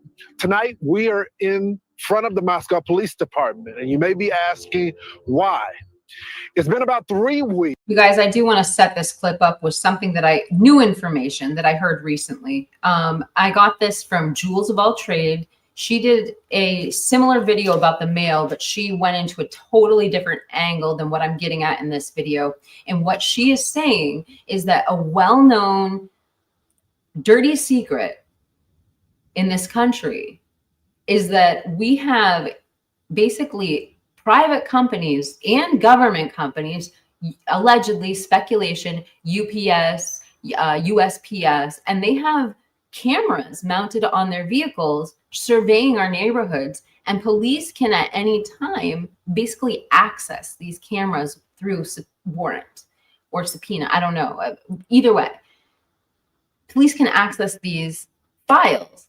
And I mean, it kind of brings me back to when we talk about how Cy was just talking about phone location data and how one of the 5th District Courts just shot that down, saying you don't have the right to, people in this country have the right to face their accuser. And what basically was happening is people were collecting information like this, going to court, intimidating defendants into a plea deal, and then come to find out they don't even have the evidence or they obtained it illegally, AKA IGG, AKA surveillance illegally obtained. So when they're submitting plea deals to defendants, they're not giving them the information about their accuser. And so there's a lot of constitutional issues, aside from the fact that you have a right, you have rights in this country. And I don't know if constant surveillance and access by police are, I think it's something that needs to be addressed by the Supreme Court, personally. Weeks since the horrific stabbing death of 4 college students at the University of Idaho. 3 weeks since we lost Zainab. No, they probably are for insurance, but the thing is that at any time the police can access that footage, according to Jules of All Trades, what she said in her video, because she played the same clip. Maddie, Kaylee, and Ethan. 3 weeks and still the police have no suspect or person of interest. The community has been left in limbo, left with more confusion and more questions. We are on the hunt for answers for them. Moscow deserves answers. The students of the university deserve answers. These 4 young innocent victims deserve answers, and so do their families. So let's start there. Joining me now on set, the parents of Kaylee Gonzalez, Christy and Steve Gonzalez. Thank y'all so much for being with me. You guys have been so transparent and strong for the public. Christy, you called the person that did this the boogeyman. Yeah. What did you mean by that? It's literally like what nightmares are made of. Like when you're a little kid and you think of the boogeyman, that's just how I feel. Like that's just the horrific details of everything. Them just having a good time, going home and going to bed, and that's happening to them. Your best friend crawling into bed. Just crawling in bed. Every and girl the in boogeyman America comes. knows what that's The like. boogeyman doesn't, meet you at McDonald's. I mean, the boogeyman comes and snatches you out of your bedroom. Steve, we've been talking. I've been talking to folks in the community. You said something that stuck with me. You said, until this person is caught, you can't sleep in your bed. No, I can't just lay in my bed and do nothing. That's not the way I raised my family. That's not the way I raised my girls and my son. You don't be a victim. You stand up for yourself and you do everything in your power to make sure people hear you. And they're gonna hear Kaylee. They're gonna hear Maddie. They're gonna hear these. The other 2 as well. Yes. I'm careful saying anything about them because I need to be careful because I can't speak on somebody else's child. But these 2 girls, I'm not trying to be a glory hound, but these 2 girls, I'm going to do what I can do. And we're not being victims. We're going to fight. We're going to figure out how to make sure that we hold everybody, accountable, and we keep eyes and attention on this and get this thing resolved. Steve, you have made it very clear to our audience that you are supportive of law enforcement. You support the investigation. But recently, I've been watching and talking with you, and you're getting frustrated. Where does that frustration come from, sir? They put certain people between you and the officers that are making things happen. And those people are like lawyers, and they don't want to say anything, and they don't have the guts to come up and be alpha and be like leaders and say, hey, we might say something that's wrong. We're going to take that hit. So the officers, they look me straight in their eyes. The lead detective looked me in his eyes. I have no doubt he's working as hard as he can, but somebody isn't communicating. There's nothing being released. It seems like they're trying to suppress the story. We want to put rewards out there. Like, don't do that. Yeah, I get it. Your town doesn't want to have reward posters posted all over when you come and you do your rush. You're not going to get a lot of students if they see those things. But this community is not going to heal until this guy's pulled off the streets. It ain't going to happen. Think it through. It's not going to happen. He has to be off the streets. We all are working for the same thing. When was the last time y'all heard from the police? Thursday, we looked at our phone records. Okay, We want to be accurate. We don't want to sell anyone out. about 3 o'clock on Thursday. Okay, so bringing us full circle, this is why we were watching this soundbite in the first place, is this little 20-second soundbite right here. And there's just some really good comments in the chat we're going to get to in a moment about these soundbites. Thursday. And did y'all get an update from the police about the investigation? There was nothing. We have no updates for you. There was no update. They needed me to sign a waiver form so that they could investigate something that was mail related. We needed to sign a waiver so they could discuss something mail related. And I'm starring a couple comments down here, and we're going to get to them after I show you the search warrant. And with that said, I've got the document pulled up.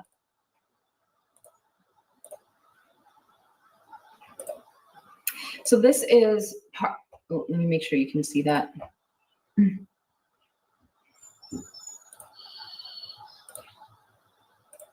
I don't know where it is. Hold on.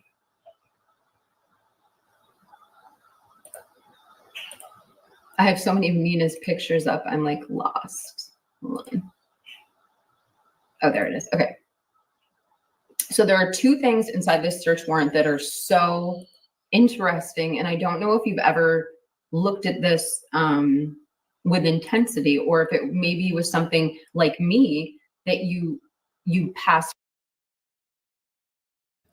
I hate breaking this up, but I am going to pause just to answer Official's question. He said, if found innocent, I wonder if he could sue the state or local LE or FBI. I mean, I would assume the answer to that is yes, because I just saw a wrongful incarceration lawsuit in the state of Massachusetts.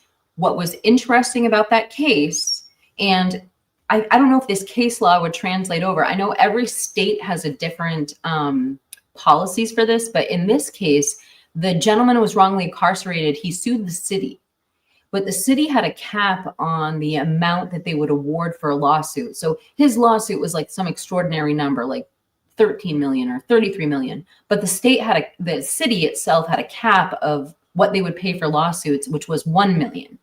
So we got his $1 million.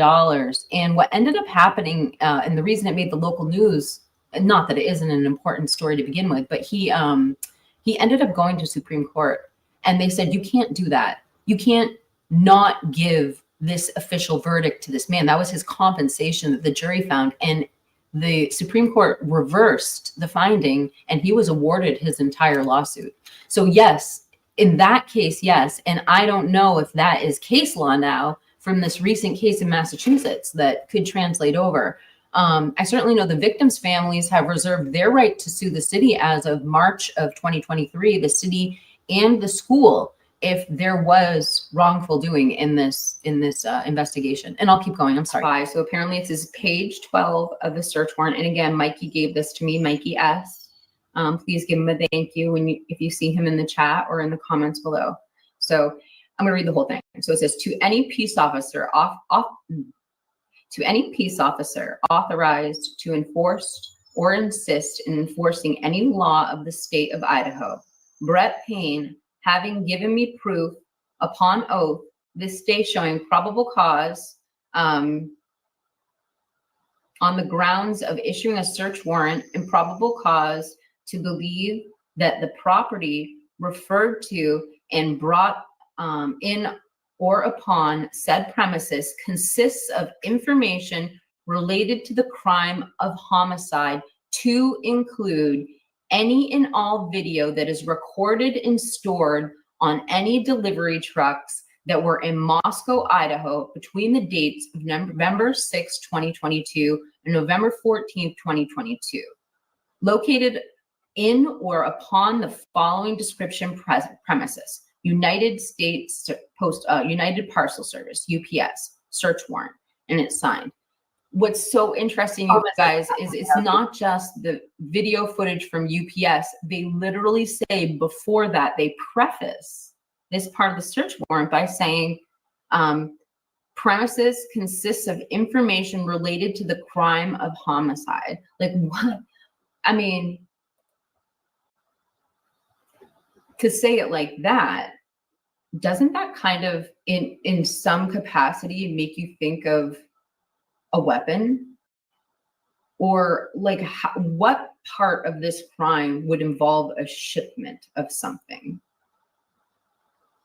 What could it be? Like, what part of this crime could involve a shipment, especially if the defense attorney has been up on the stand numerous times saying there's no connection between the victims and the perpetrator, the alleged killer.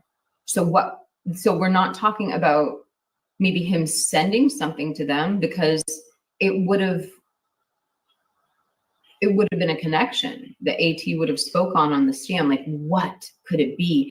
And why at the post office? Maybe this is what came to my mind is, when you're expecting some sort of package from UPS, if it's heavy, awkward, or if they're scared of putting it on your porch, they will hold the package and call you to tell you to pick it up. Could it be that my screen is glitching so bad? Let me turn off my camera. Could it be that this is just one of those packages? Maybe it was fragile, delicate, maybe because you had to be over 18 to purchase something like that. Like, if it could be the weapon, maybe that's why it had to go to the facility, and they're looking for footage of the person picking up that package because they know that package. I mean, they obtained search warrants from Amazon, not just for BK. They obtained search warrants from Amazon to find out who purchased a K-bar at all, that model K-bar. So maybe somehow whoever purchased it was able to do that not anonymously, and they needed the video of them picking up that package. That's kind of what's ringing true to me. But again, I'm thinking in terms of a weapon. What else could it be? I've got more too. Hold on. Let me just see what the chat has to say.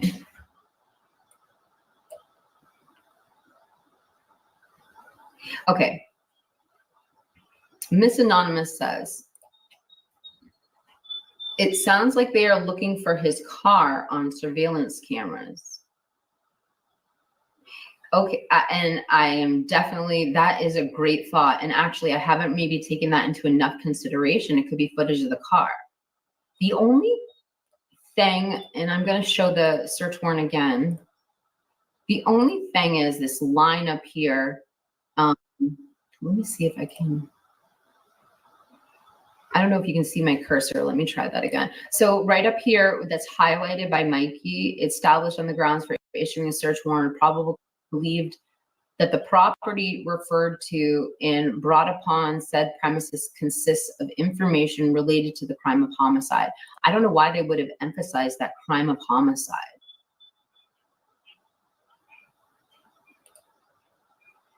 I don't know. Maybe it's worth it to go back and okay, so just one, we're going to bring up one other thing. My dogs are going to flip out if I don't end this live stream, but I have three things I need to bring up. Number one, this kind of loops everything back to what we've been talking about in the last three live streams. You guys, why did they need Why did they have subpoenas to the FBI? And why won't the prosecution hand over the actual subpoena? They will only hand over what they obtained for the subpoena, but not why. If the FBI's subpoena has nothing to do with the IGG or Nick Balance's tracking information, and on top of it, the FBI subpoena has something to do with key evidence they're going to use in court. This is what we gathered when we reviewed the hearing recently. And so what was the FBI subpoena? So what Tonka is saying, mail fraud is a crime. Mail fraud is a crime. I mean, could this be why we have possible FBI? Yeah, I got to let my dogs out, you guys. I wanted to do something really quickly though before I do that. Let me present something else on my screen for you guys. There's one last thing. Well, there's two things actually. The first one is a good friend of our chat, Angel. You see her on all the chats. I believe, I don't want to missay her handle, so I don't want to guess it, but she was in our chat the other day and she went in for surgery today. So I just want everybody to keep that. I know we have a lot of angels in our chats, but that particular angel, she has a British flag on her handle name. Just keep her in mind. She had surgery today. I also want to say happy birthday to Rolo Moto 420. And if you enjoy Rolo's content, it is his birthday. Please go give him a like and a sub. And then the last thing I wanted to show you guys, which is really important to me, is this little card that I made. So in one of my live streams a few days ago, I really asked for some help creating some content. And I just want you to know I was totally overwhelmed with the response that I got. And I don't really have the words, because whether your motivation was to help me with my podcast or just to help justice in general, many people brought me a lot of really important, really riveting stories that are so relevant to what we talk about every day. So I just want to say thank you again to everybody that came through and helped me. I actually wish I had made this card yesterday and thanked you. I just appreciate everything you've done for me from the bottom of my heart. And with that said, I'm going to end the stream. I hope you guys have a wonderful day, and thank you for supporting me. And to my viewers, I love you guys. And if you remember nothing from this live stream, please remember that I am nothing without you. And the only thing I will ask is, if you gained anything from this live stream today, if you could please hit that like button, because it could put the information in front of another person to watch. It just really helps me as a creator. And if you do like content like this, I do produce content daily, and I would love to have you be one of my subscribers. Lastly, thank you to my members for going the extra mile in supporting this channel. I love you guys so much, and I appreciate each and every one of you. I hope you guys have a blessed day. Take care.